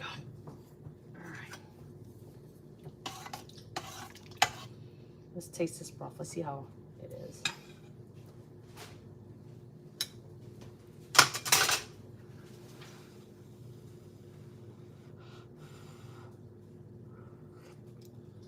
Ooh, y'all. Mmm.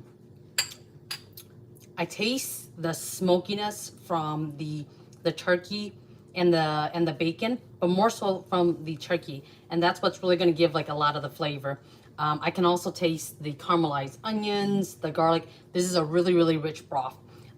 It's our master broth, so there's not a whole lot of liquid. We're going to take this broth and we're going to put it in a larger pot, and that's what we're going to use to cook our greens. Remember, our greens were already poached before, and it's been frozen. You can also go to the store and like buy the frozen greens. It's essentially the same thing, but it'll save you time of having to wash, chop the fresh greens. So it'll taste just as good. So let's let this sit here for a bit. Let's get ourselves a big pot.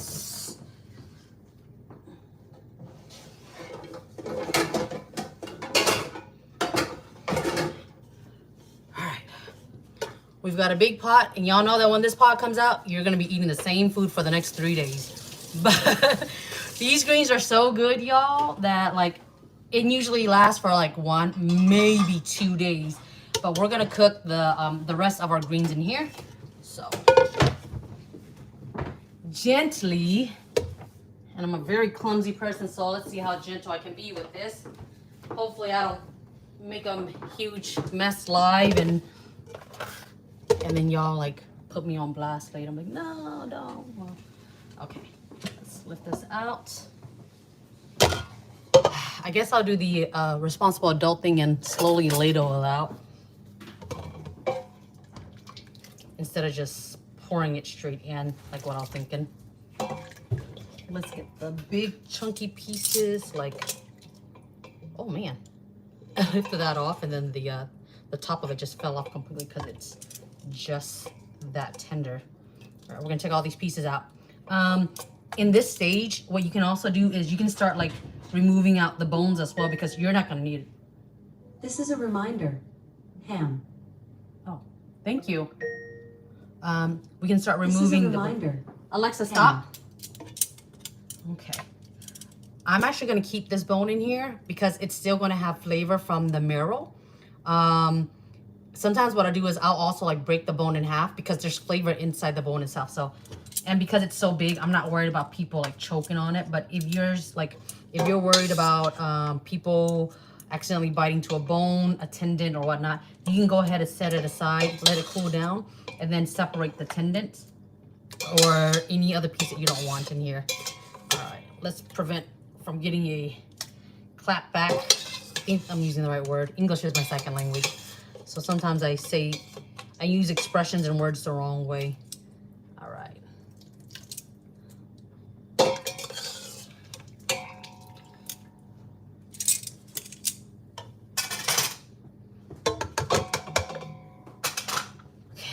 I think this is ready. Let's pour this in. I'm gonna pour it close to the wall so that if it's splashed back, it's more likely to hit the wall and not my face. Ooh, I didn't burn myself. Yay, adulting. I'm gonna put this in the sink to let it cool down. And we're gonna rinse it and wash it here in a bit. Okay, take this over to the sink. Be right back. Oh, I said the sink. I meant the stove. Okay. And we're gonna put our griddle right back on this home turf.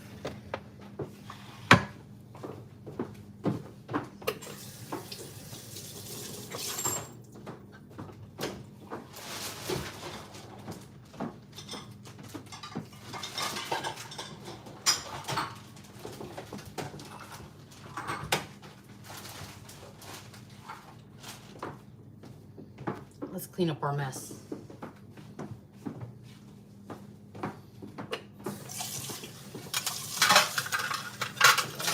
We're going to need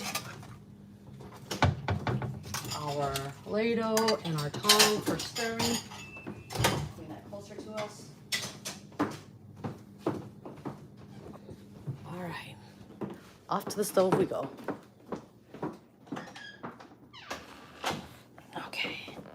Let's see if I can adjust this. All right. I hope y'all can see that okay. All right, so here's our master stock. Oof, that's kind of weird. Hold on, let me fix this for y'all, okay? Give me a second. Okay, I think that's gonna have to work like that.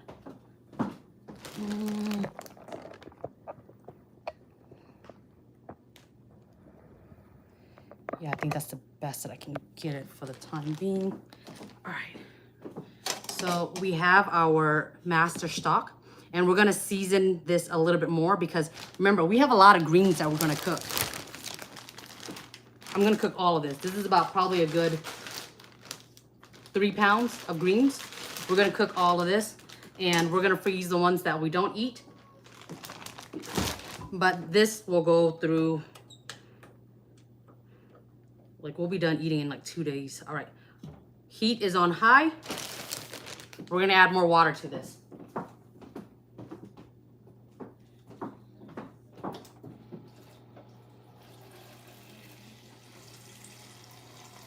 Not a whole lot, but just enough to at least cover these greens. And the greens will impart some flavor as well too.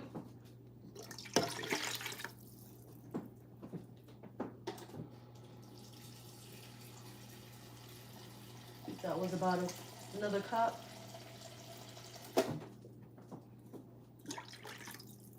All right.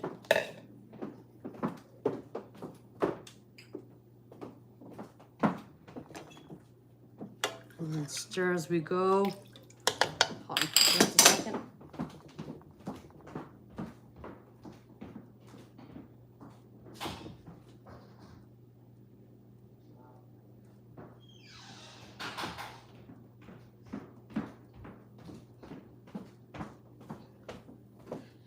All right.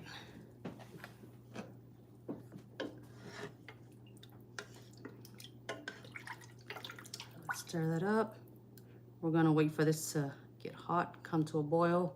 We can actually start adding the greens, but I wanna make sure this broth is well seasoned. It's still good, okay. Okay. We're gonna take our greens.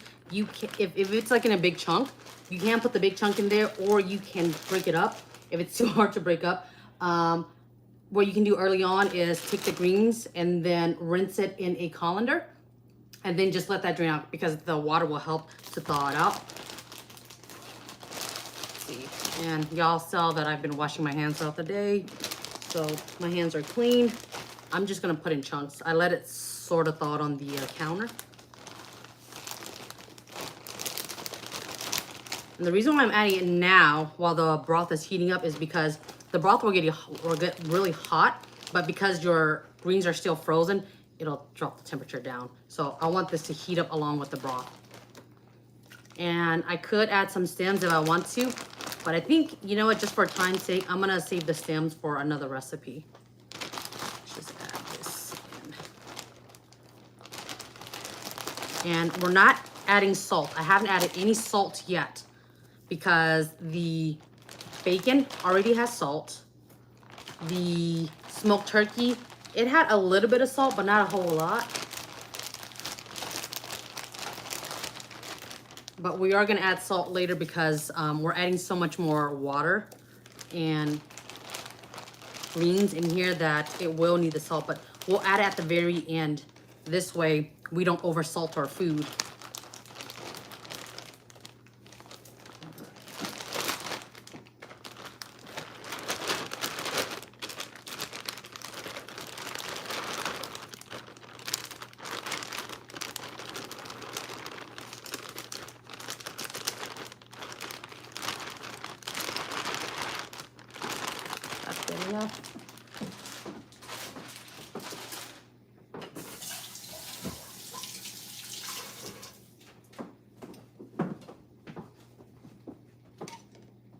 Handy dandy tongs. Okay, I'm gonna push that down into the liquid bit to help it thaw out quicker.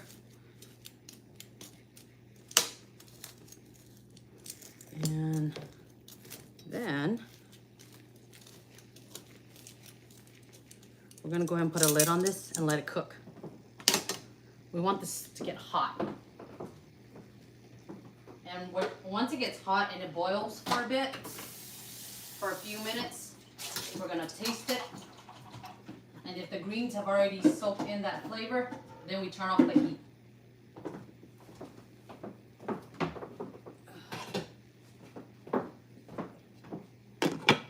All right, perfect. Let's move this over to the side. All right, let's let this cook. Our ham has been our ham has been soaking in water for at least an hour. My friend, Miss Alexis,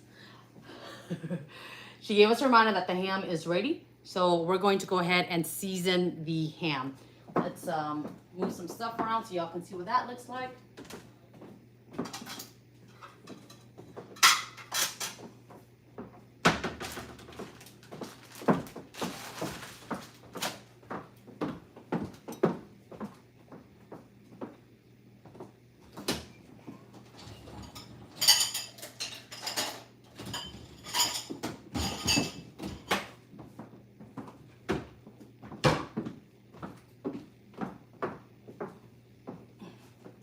Let me actually move y'all to where you can see what I'm doing over here. Okay. Here we go. Here we go. Let's see if we can see that action on there. All right, let's see here. Let me get my roasting pan.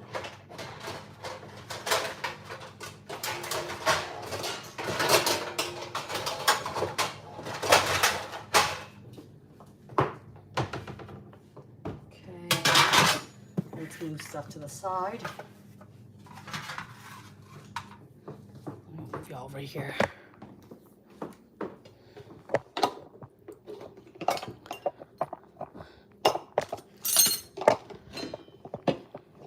Okay, here we go. Here's our ham from this morning. It's been soaking in water because remember, when you buy ham, most of the time it's already cooked. And it's been brining, it's been sitting in salted water. So if you ever wonder, like, why is my ham so salty? It's because of all the salt that the makers have been using to brine it. So we want to rinse out some of that salt because, like, too much salt is bad for you. And you don't want your ham to be too salty. If you like salted ham, hey, boo, it's your world. You do you, but I don't like my ham too salty. And this is a sugar ham. Which one is this one? Oh, that's probably the potatoes. Alexa, stop. All right. Let's move that to the side. Give ourselves a little bit of space. Okay, so we're gonna make a low-carb, keto-friendly, sugar-free ham. I usually make this for the holidays. We're gonna make a salted caramel ham. Actually, you know what? We're just gonna make a caramel ham because I couldn't find the salted caramel. What I do is I buy this sugar-free syrup. This way I'm not putting so much sugar in my ham. I do know how to make a holiday ham with like brown sugar and whatnot. But since we started going low carb, I'm trying to find like alternatives to make a healthier ham. And so that I don't feel so guilty about that kind of stuff. All right, so we need the salted caramel or classic caramel sugar-free syrup. We're gonna need butter, and we're gonna need a sugar-free brown sugar, which I'm gonna show you how, but give me just a second to grab it.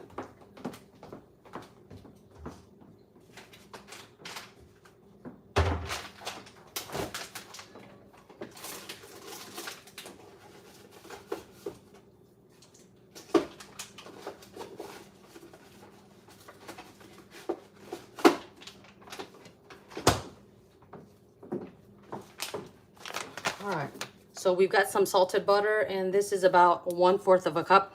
It's cold butter, and you want it cold because we're going to like force it into the ham. So you want the butter to be hard so that you can penetrate it into the ham. We're also, so this is a low calorie, it's a sugar replacement. Oh wow, I didn't realize it was plant-based. Interesting.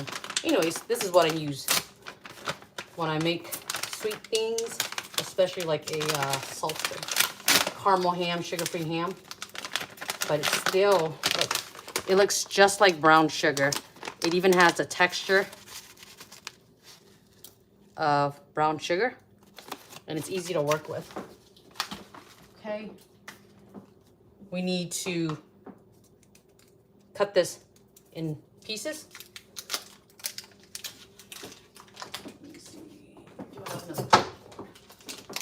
Let's grab one of these cutting boards.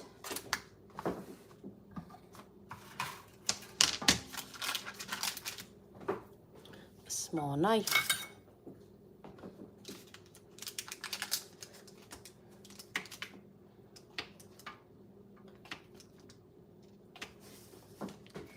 Go. And I'm really cutting like small slithers. They're not real thick because you see how thin that is? You don't need it to be really thick. The thicker it is, the harder it is going to be to push it into the ham. I like to have this stuff ready to go before I actually work with the ham, because when your hand gets wet, it gets messy and it makes it a little bit harder to work with. So by having this stuff already cut up and ready, it makes it a lot faster to go. And then I'm gonna cut this in half so we have some big shredded pieces, or rather strips, see? Okay, our butter's ready. Let's set it aside. This counter has already been disinfected, so I'll set that aside. All right, we've got, and we need our brown sugar. Our sugarless brown sugar. That's about maybe half a cup, We're gonna set that to the side. This up. Let's clean our knife and set it aside.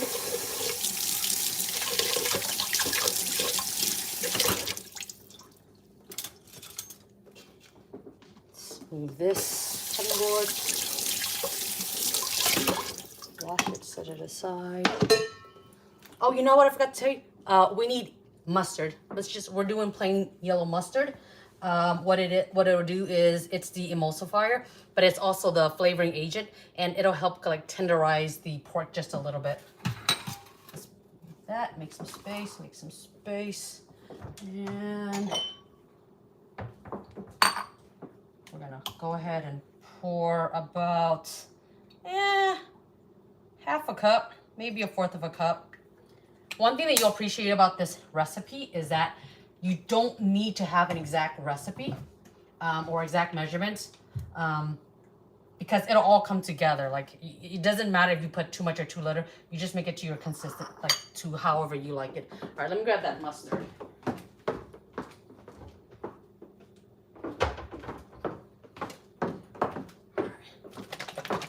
We'll shake it up. Okay, and then now we need to take the ham out of the bag. Since we have our seasoning ready, we're gonna take the ham out of the bag. We're gonna pat it dry just a little bit because we don't want it to have excess moisture. So let's get some paper towels so we can dry this. And then we're gonna have like a plastic bag to the side of us so that we can have something to like put our trash as we go, okay? Give me a second to get a bag and paper towels.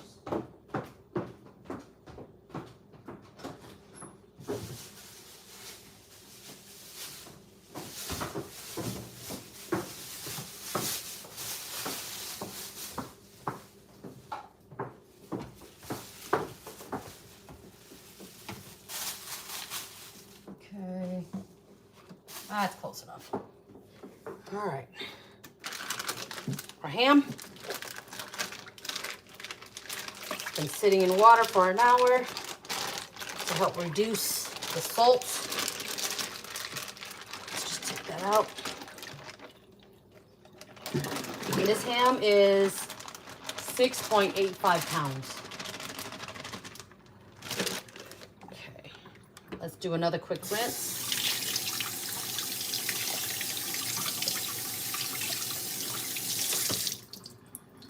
Let's put that. I work out, and this is part of the reason why I work out, so I can lift the ham with one hand. Look at this workout. You can get exercise all around. Everyday activities. All right. You can set it on a cutting board if this is too heavy for you. Okay. There we go. Just trying to remove all the excess moisture so it's not steaming as much. And also so that we don't have so much liquid down on the bottom of the pan. Because we really want it to be swimming and basting in this delicious broth that's going to come out of it. All right, put that in there. Okay.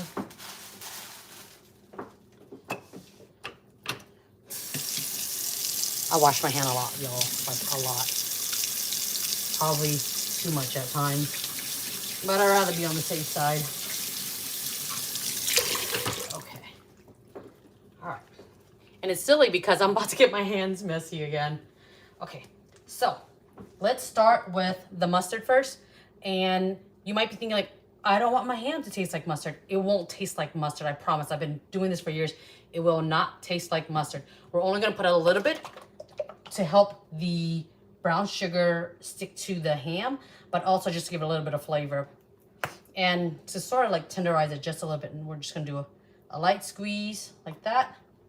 All right, one hand is going to be the clean hand, the other hand's gonna say messy. And then we're just gonna take our working hand or our messy hand. We're gonna rub that yellow mustard just all over. Top, bottom. This is gonna be what sticks the brown sugar. All right, and speaking of brown sugar, let's go ahead and we'll add it. We can just take our hand and then we just rub it. And I'm gonna go ahead and close this. I don't need this anymore. So since I don't need it anymore and I'm not touching anything else anymore, I'm gonna go ahead and use both hands to speed up this process. One hand's gonna hold, the other hand's gonna rub. It's tag team. Back again. Checking or wrecking something. All right, let's move that brown sugar all over. Okay. Just really massage it in. It's like having a stressful day. You're gonna be okay, honey. I'm gonna make you so sweet. Feeling real nice. All right.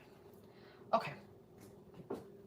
I'm gonna grab my knife or fork. I usually would do a knife, like a thin knife, and then I'll pierce around the ham. And if you're wondering where to pierce, if you'll look in the ham, it'll have like places like where the muscle separates from each other like that, and it'll create like a natural hole. So you can take your finger and then just poke it in there. You can also take the knife and then just create holes as well. And I'm only going in about like what, half an inch? No, I'm sorry, about an inch deep. You can also go in on different sides. And as you're making those holes, you put the butter in there. All right, so we've made some holes. We're gonna take our butter pieces. We're just gonna shove it inside. Ugh, as deep down as we can. And this is gonna give us some flavor. It's gonna make our ham buttery good because we're in the South, y'all. We eat butter. We love our butter. And butter, if you're doing a keto lifestyle, it is approved for a keto lifestyle. All right.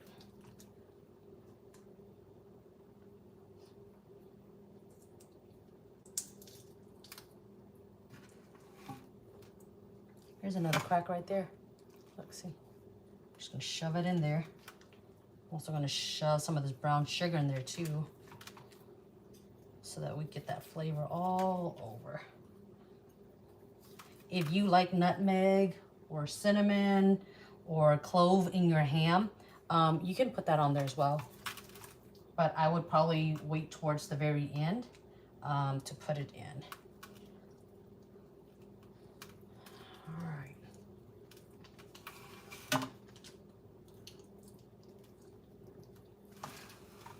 another crevice back here where the meat separates. Shove it in there. Ugh.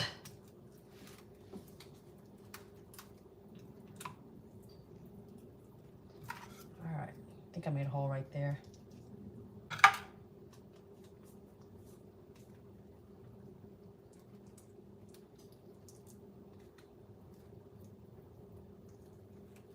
There's another hole.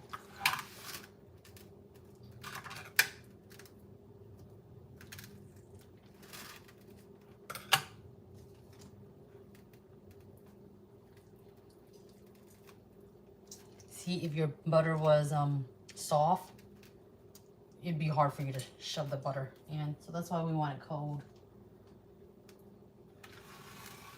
All right, let's make another pocket right there.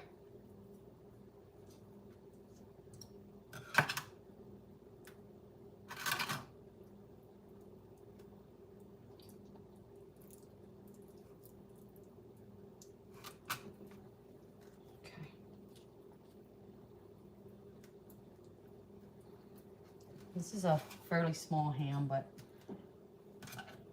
we'll finish this off in like 2 or 3 days as well. So the ingredients are very simple. You don't need a whole lot, but it does give you a lot of flavor. All right, so I flipped it over and we're gonna take some more of that ham and we're gonna shove it in these crevices. We're also gonna put some brown sugar, some swerve brown sugar in there as well.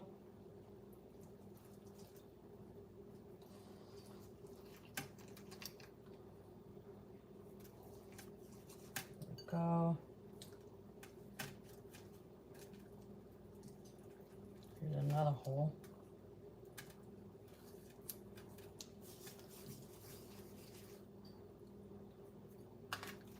Let's see what part is that. That's close to the bone. Okay.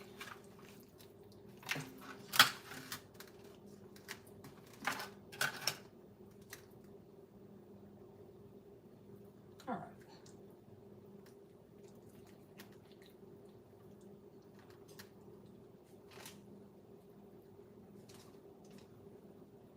Oh, geez. Okay, here we go. Almost done, y'all. Just a little bit left.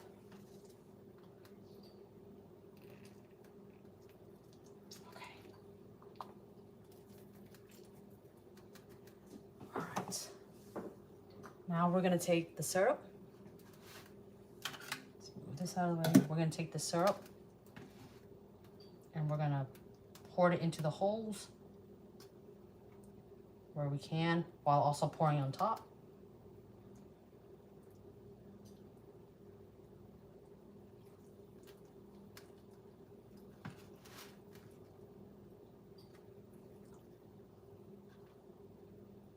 All right, that looks good. We're gonna put this in the oven at 350 degrees.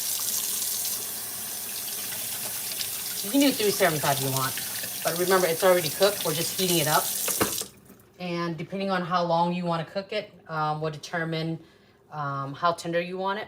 So normally I'll do this for about like an hour and a half to 2 hours, and I'll check on it. Now we need to go ahead and preheat our oven. Well, I guess we could have preheated it earlier, but it'll be fine. We've got time. Excuse me. I'm going to go ahead and preheat the oven, and then I'm going to cover this up in foil. Then we're going to put this in the oven.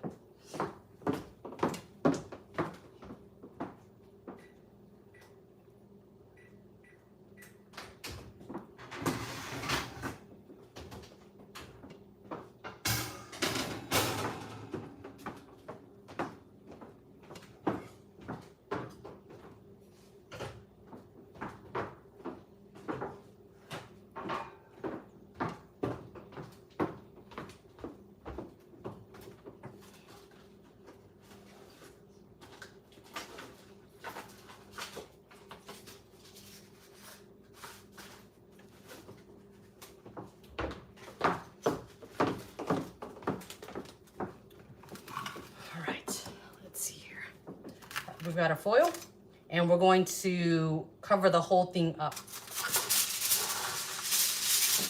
What I usually like to do is I'll put the foil next to the pan. Give it a little bit of space in front here because we're gonna wrap it around here. And it usually takes like 2 sheets. Gonna measure over. Give ourselves a little bit of slack on both sides from this end and this end because we're gonna wrap around that too. So we're measuring that over. Go ahead and you can tuck in the side, and then we're gonna go ahead and rip this. All right. And I usually will start my ham first early in the day, like early morning, because it's gonna take some time. Even after it's cooking, after it's done cooking, it'll still need some time to like sit and rest so that our meat doesn't dry out. And while it's sitting out, then I'll start using the oven to make things like a casserole or a casserole or baked mac and cheese or some roasted vegetables or biscuits. That looks about good. Close that up.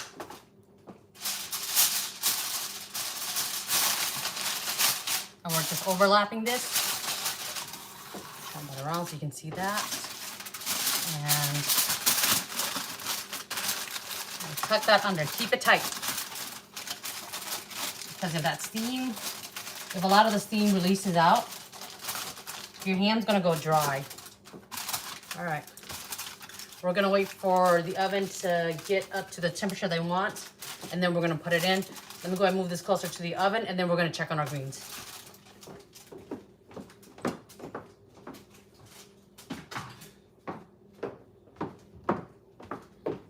We'll also clean up too. This.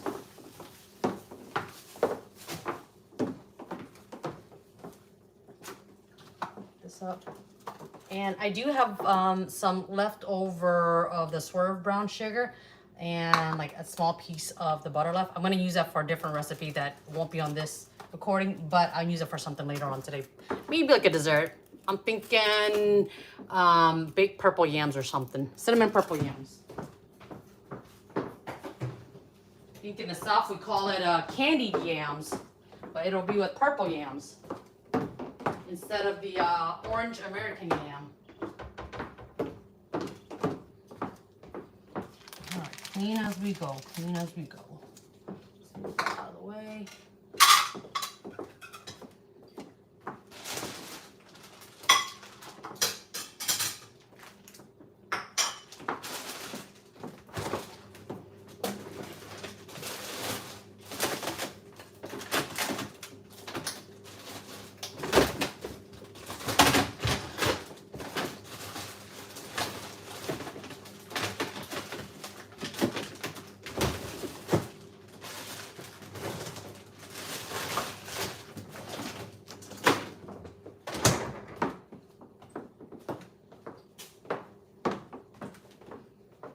Let's wipe down our counter too.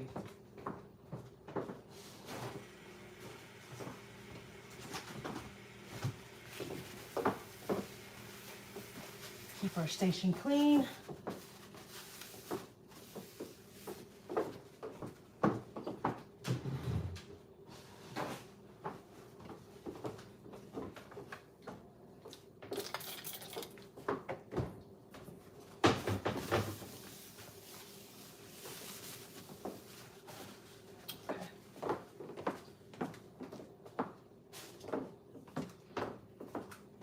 All right, let's check on those greens. Okay, here we go.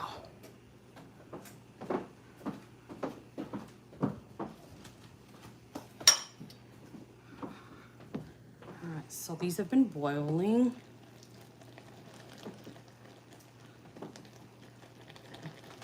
You can hear that boil.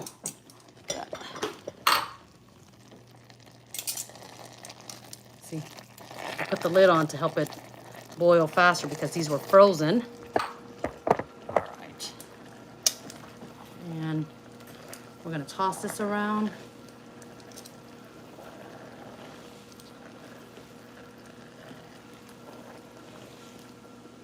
because I want the greens to get as much of the flavor as possible. And as I'm tossing around, when I encounter like a piece of the smoked turkey, I try to just break it up as I toss it around. Well, sounds like our hand or our oven's ready.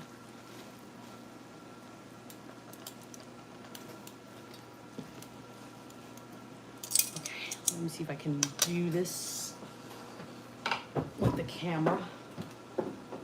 Not messing this up. Okay, we're gonna put the ham on the very bottom shelf because it is tall. If not the very bottom, at least close to the bottom. Let's see.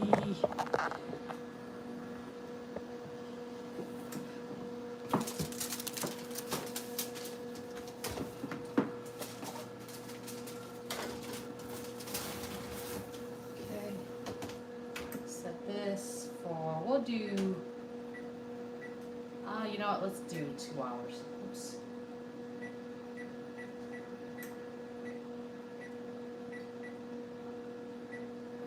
All right, let's get back to these greens.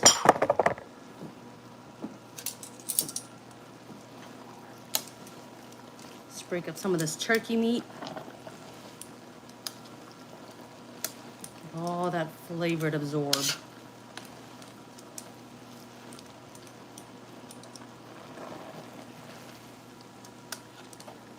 We don't want any of our greens still frozen, but they all look like they're pretty thawed out.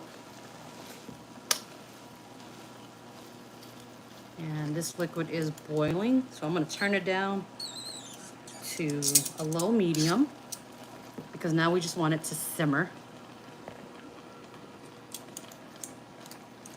Or just, if not simmer, like at least a low boil. And let's taste this broth.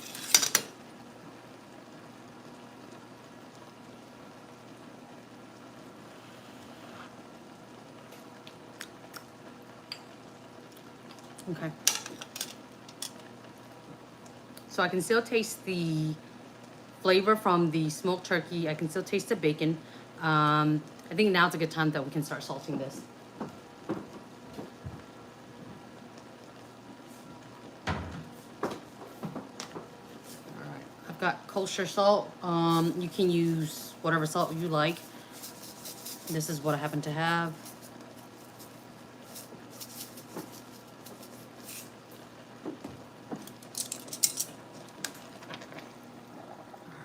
Stir that in.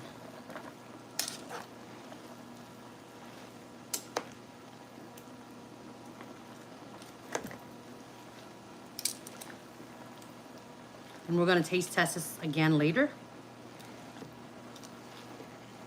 You always start off with a little bit of salt, and then you add salt later if it needs it, and you add more seasoning later if you need it.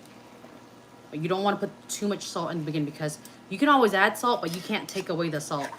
I mean, you can try adding more water and stuff, but then that just throws the flavor off, and you end up like watering down your broth and almost like have to start again. Okay. Pushing some of these greens down. All right.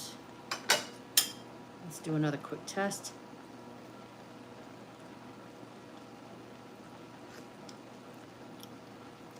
Just a little bit more salt. Actually, nope. Let me follow my own, what I just said. I'm gonna let this cook down. I'm gonna turn it super low. Now I'm just gonna turn it low.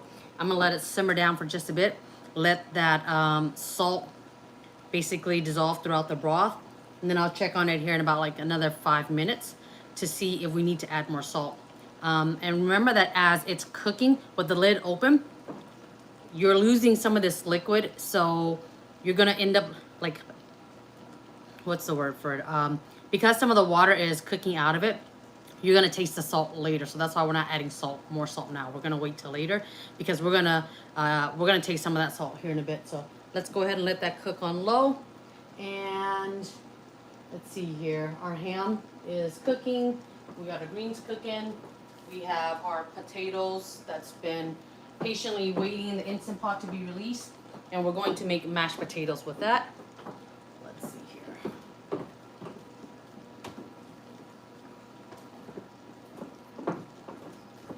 Y'all want to see another volcano? Okay. Let me move this stuff.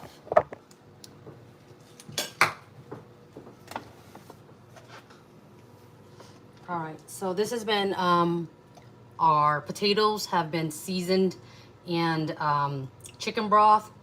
And that's just it, just plain chicken broth, because we're gonna do two things with these potatoes. We're going to mash some of them for mashed potatoes, and we're going to take some of it out and we're gonna cut it up into like cubes or wedges, and then we're gonna roast that with some more seasoning to make some herbal roasted potatoes. But this is essentially making the base of the these potatoes. We want to try to like make our food preparation as efficient as possible by doing things like that. All right, so this is a different type of Instant Pot. So for this one, we're gonna push cancel. And then there is a button up here for the vent. We're gonna push that and let it vent. And it looks like it may already be done venting. And this one, y'all, I don't use it that often, so let's see here. Yeah, I think it's done. Okay. All right, cancel. We're gonna open it. Oh, I guess no volcano today. Okay. Slowly. Oh yeah, it's done.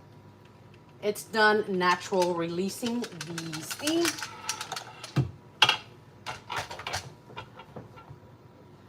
All right. And let me get y'all a close look at what it looks like.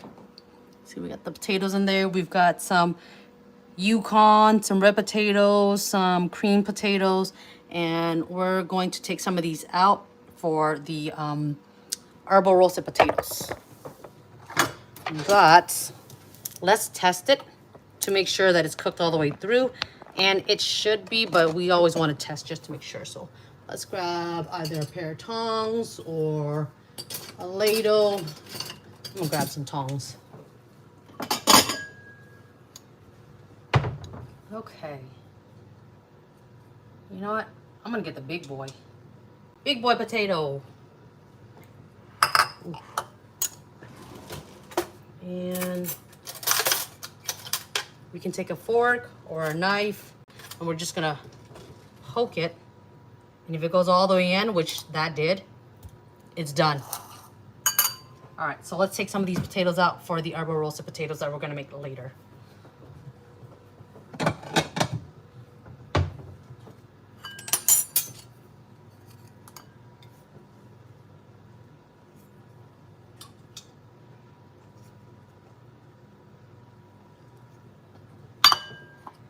Let's see if I can do it with my left hand, even though I'm not left-handed, so y'all can see this.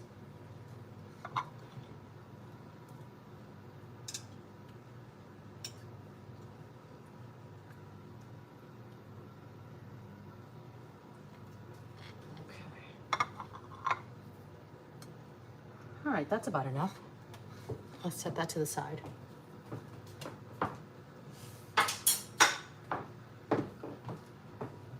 Okay.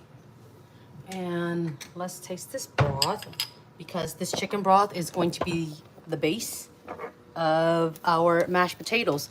A lot of people, when they make mashed potatoes, they're boiling the potatoes in water.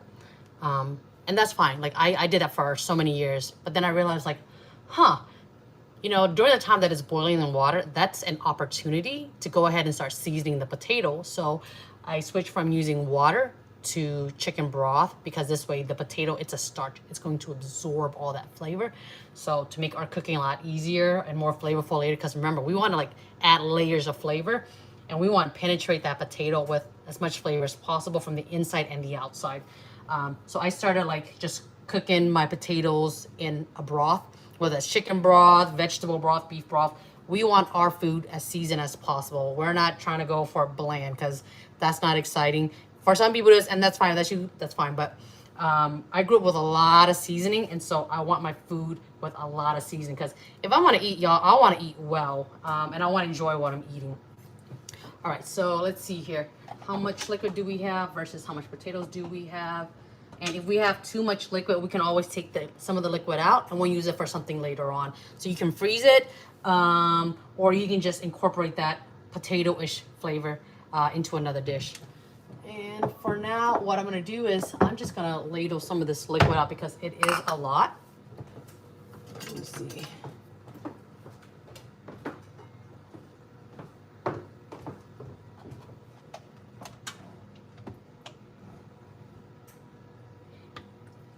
And I probably could have like cut the potatoes up earlier before putting it into the broth, but with pressure cooker, you don't have to, as long as you're cooking it for the right amount of time, because the pressure cooker, it'll pressurize the potato and the seasoning, and so it'll make it really, really soft so that I don't have to take the extra steps in cutting it. All right, I need a larger bowl. Let's move that off to the side. Well, by golly. Here we go. And I'm leaving about maybe half a cup of liquid first, because we can always add more liquid later. We can always add more of this broth back in if we need it. But for now, we just really want to get them mashed up, and we want to have some of the broth.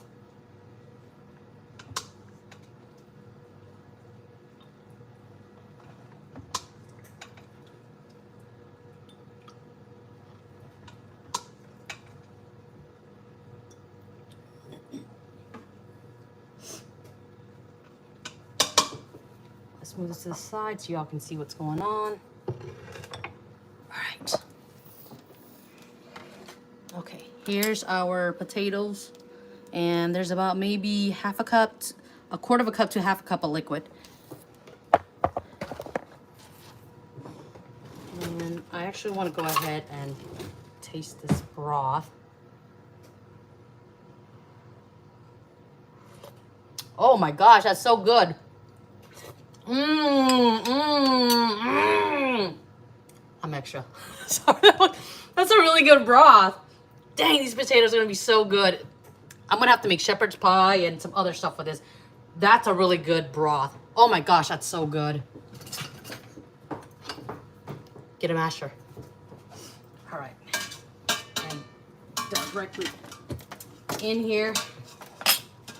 Let's see if I can get y'all closer. Look. I'm gonna go ahead and just mash them. See if I can do this with two hands.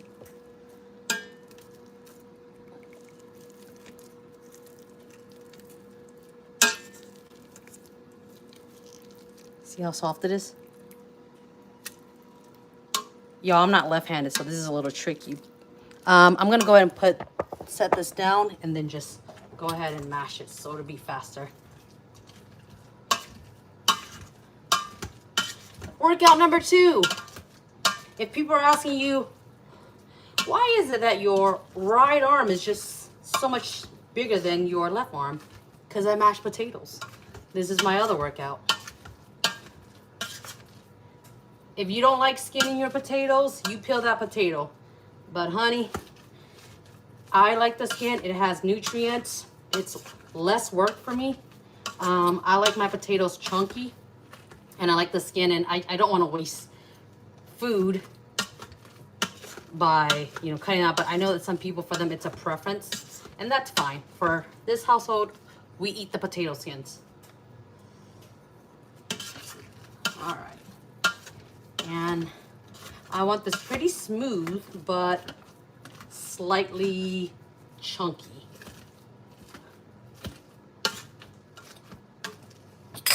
Okay. Let's take a look at this. Okay.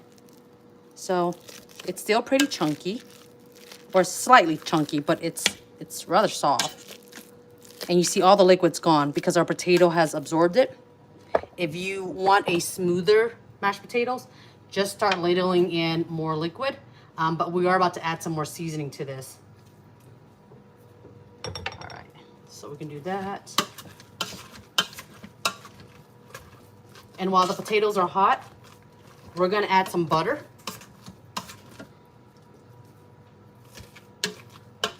All right.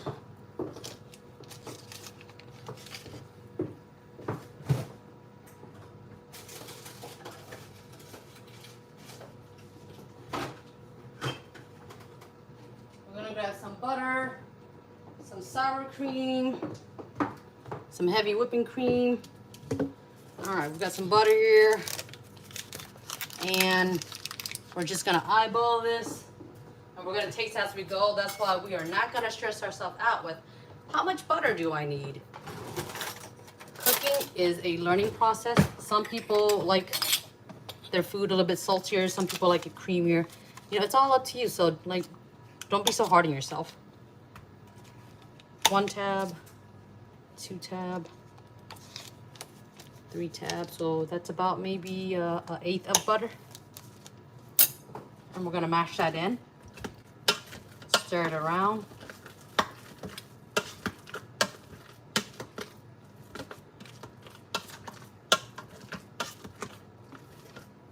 You know, and as I'm looking at this, I have a feeling, because I made these for, I made the same recipe for Thanksgiving. The mashed potato didn't even like make it all, like for the next day. So I think just so that I have plenty of mashed potatoes, because it was gone like that same day. I'm gonna go ahead and take some of those other potatoes and I'm gonna go ahead and add it to this so that we have more mashed potatoes.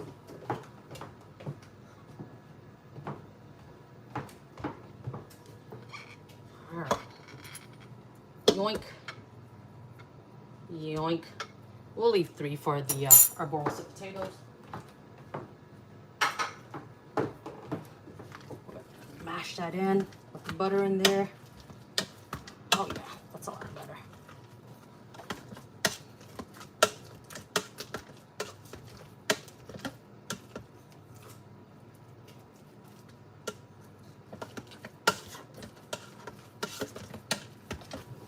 Okay. All right. We got a lot more mashed potatoes now that we've added those in. Okay. Let's get a big spoon or metal spoon that's a little bit more stiff.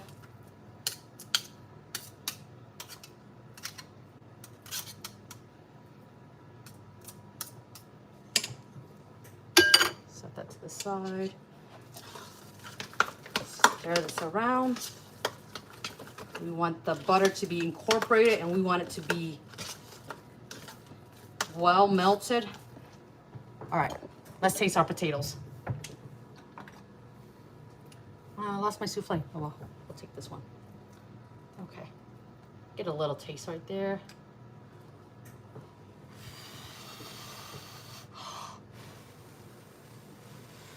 I bet this is gonna be good.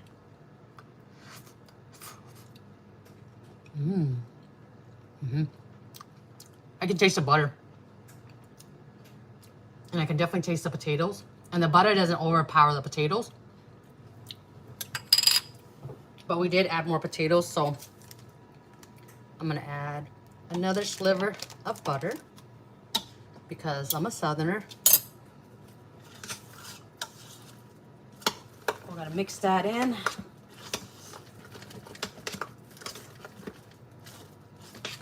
Okay.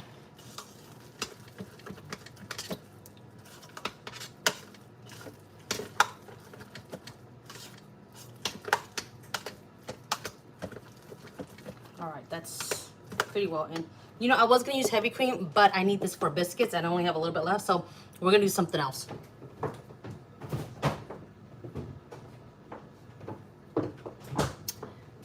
Half and half. Half and half is half heavy cream and it's half milk. So we're gonna make this smooth by adding the half and half in there. And I'm just eyeballing this.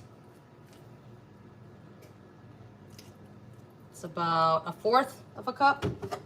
Stir that in.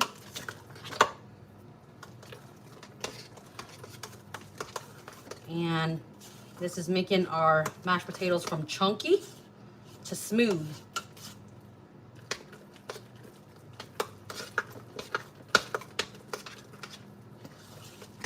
And remember, we still haven't added any salt in this yet because the chicken broth already had salt in it. Okay, let's give this a taste.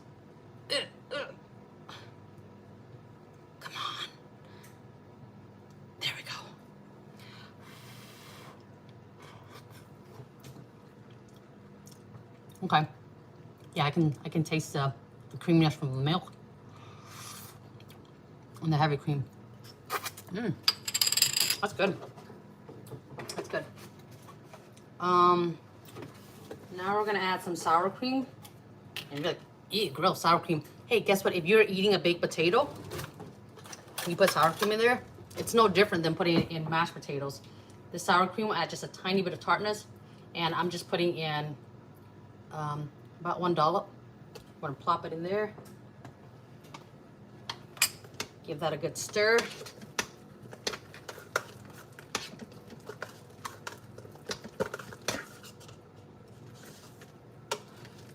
Oh, you know what I forgot to add in here? But I'll add it here in a bit.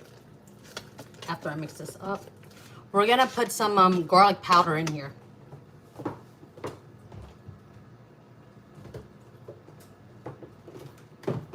Alright.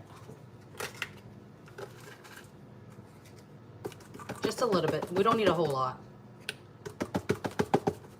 And to be quite honest, you can actually stop after adding the butter, because it was already, the mashed potatoes are already seasoned. But because I like a lot of seasoning in my food, I will add some garlic powder or freshly roasted garlic. And that'll give it like a nice smoky flavor.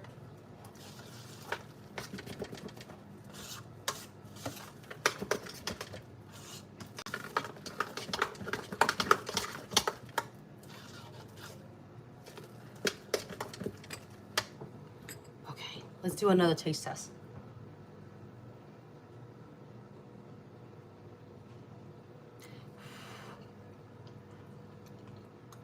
Oh my gosh, that's good. Yeah, that's good. I like that.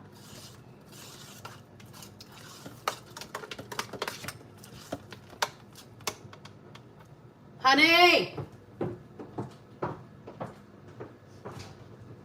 you come taste these smashed potatoes? Just, stay on the other side of the camera. So that you don't have to be seen if you don't want to be seen.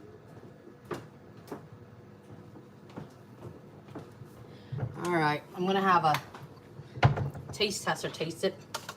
I feel like this is good enough. I could add more seasoning if I want to, but I think this is good enough. It still has a lot of flavor in it. All right, do you want to stand right there? Just add a, okay.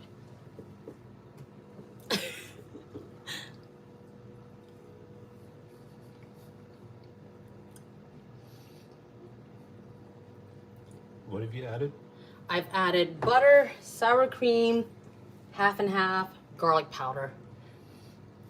What do you think? Can you scoop me out another dollop? Sure. How's the texture?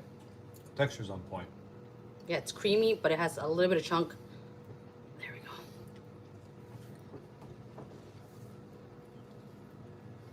He's honest. I appreciate that. Because I can't do better if y'all don't tell me. So I'm thinking about adding... No, I was going to say, honestly, it's still lacking in flavor. Okay, cool. Because I was actually going to add some more seasoning, but I just wanted to make sure that, like, it was not too seasoned for you. All right, cool. All right. So I like it. He wants a little bit more seasoning, so we're going to add a little bit more seasoning. We're going to add that last tab of butter. We're going to add another dollop of sour cream. And we're going to add just a little bit more, half and half. And then a dash of salt.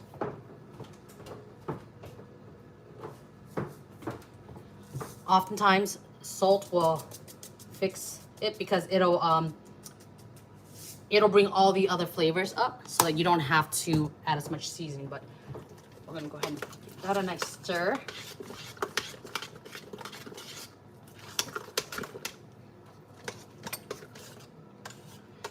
And you just want that butter to melt. But it's looking really creamy. When I make my mashed potatoes, I make it like I make my baked potatoes. I like to do like a load of baked potatoes, so I put some seasoning there. For those of you that just prefer like just salt and pepper butter, You could have just stopped at the butter and add salt and pepper, maybe some sour cream. But this will pick it up a little bit more. Let me show you what the consistency look like since we've added the seasoning. You see how much creamier it is? Yeah, it's a lot creamier now.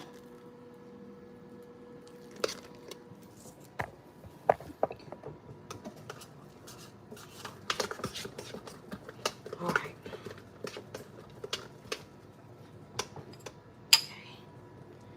Ooh, I do like to put a little bit of black pepper in here. Black pepper's optional, but I think it makes it taste a little bit nice.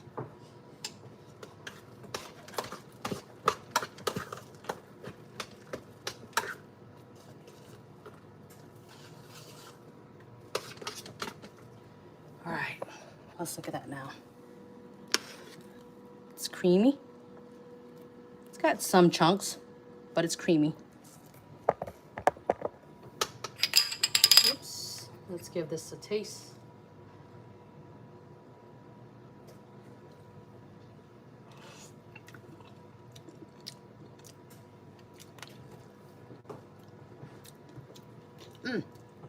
All right, I like that. I think this is good to go. Mashed potatoes are done. We're gonna set this aside. We'll plate it later. Let's check on those greens. And then after that, I think I'm going to sign off and work on the other stuff like the mac and cheese, the desserts, the biscuits. All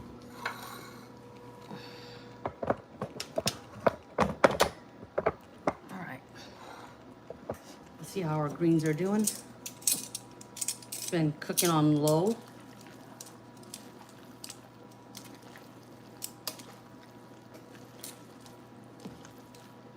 Get that turkey bone.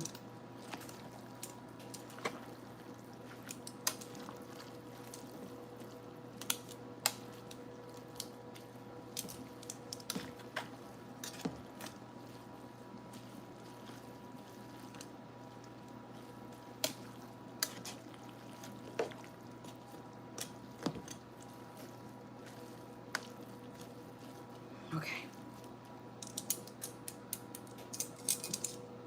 Let's taste this broth first.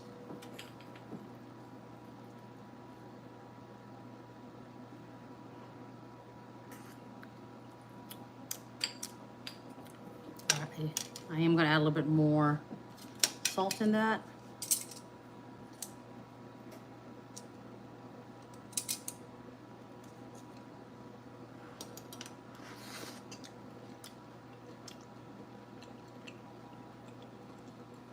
These are collards, and collards tend to be tougher, so they usually take a little bit longer to cook.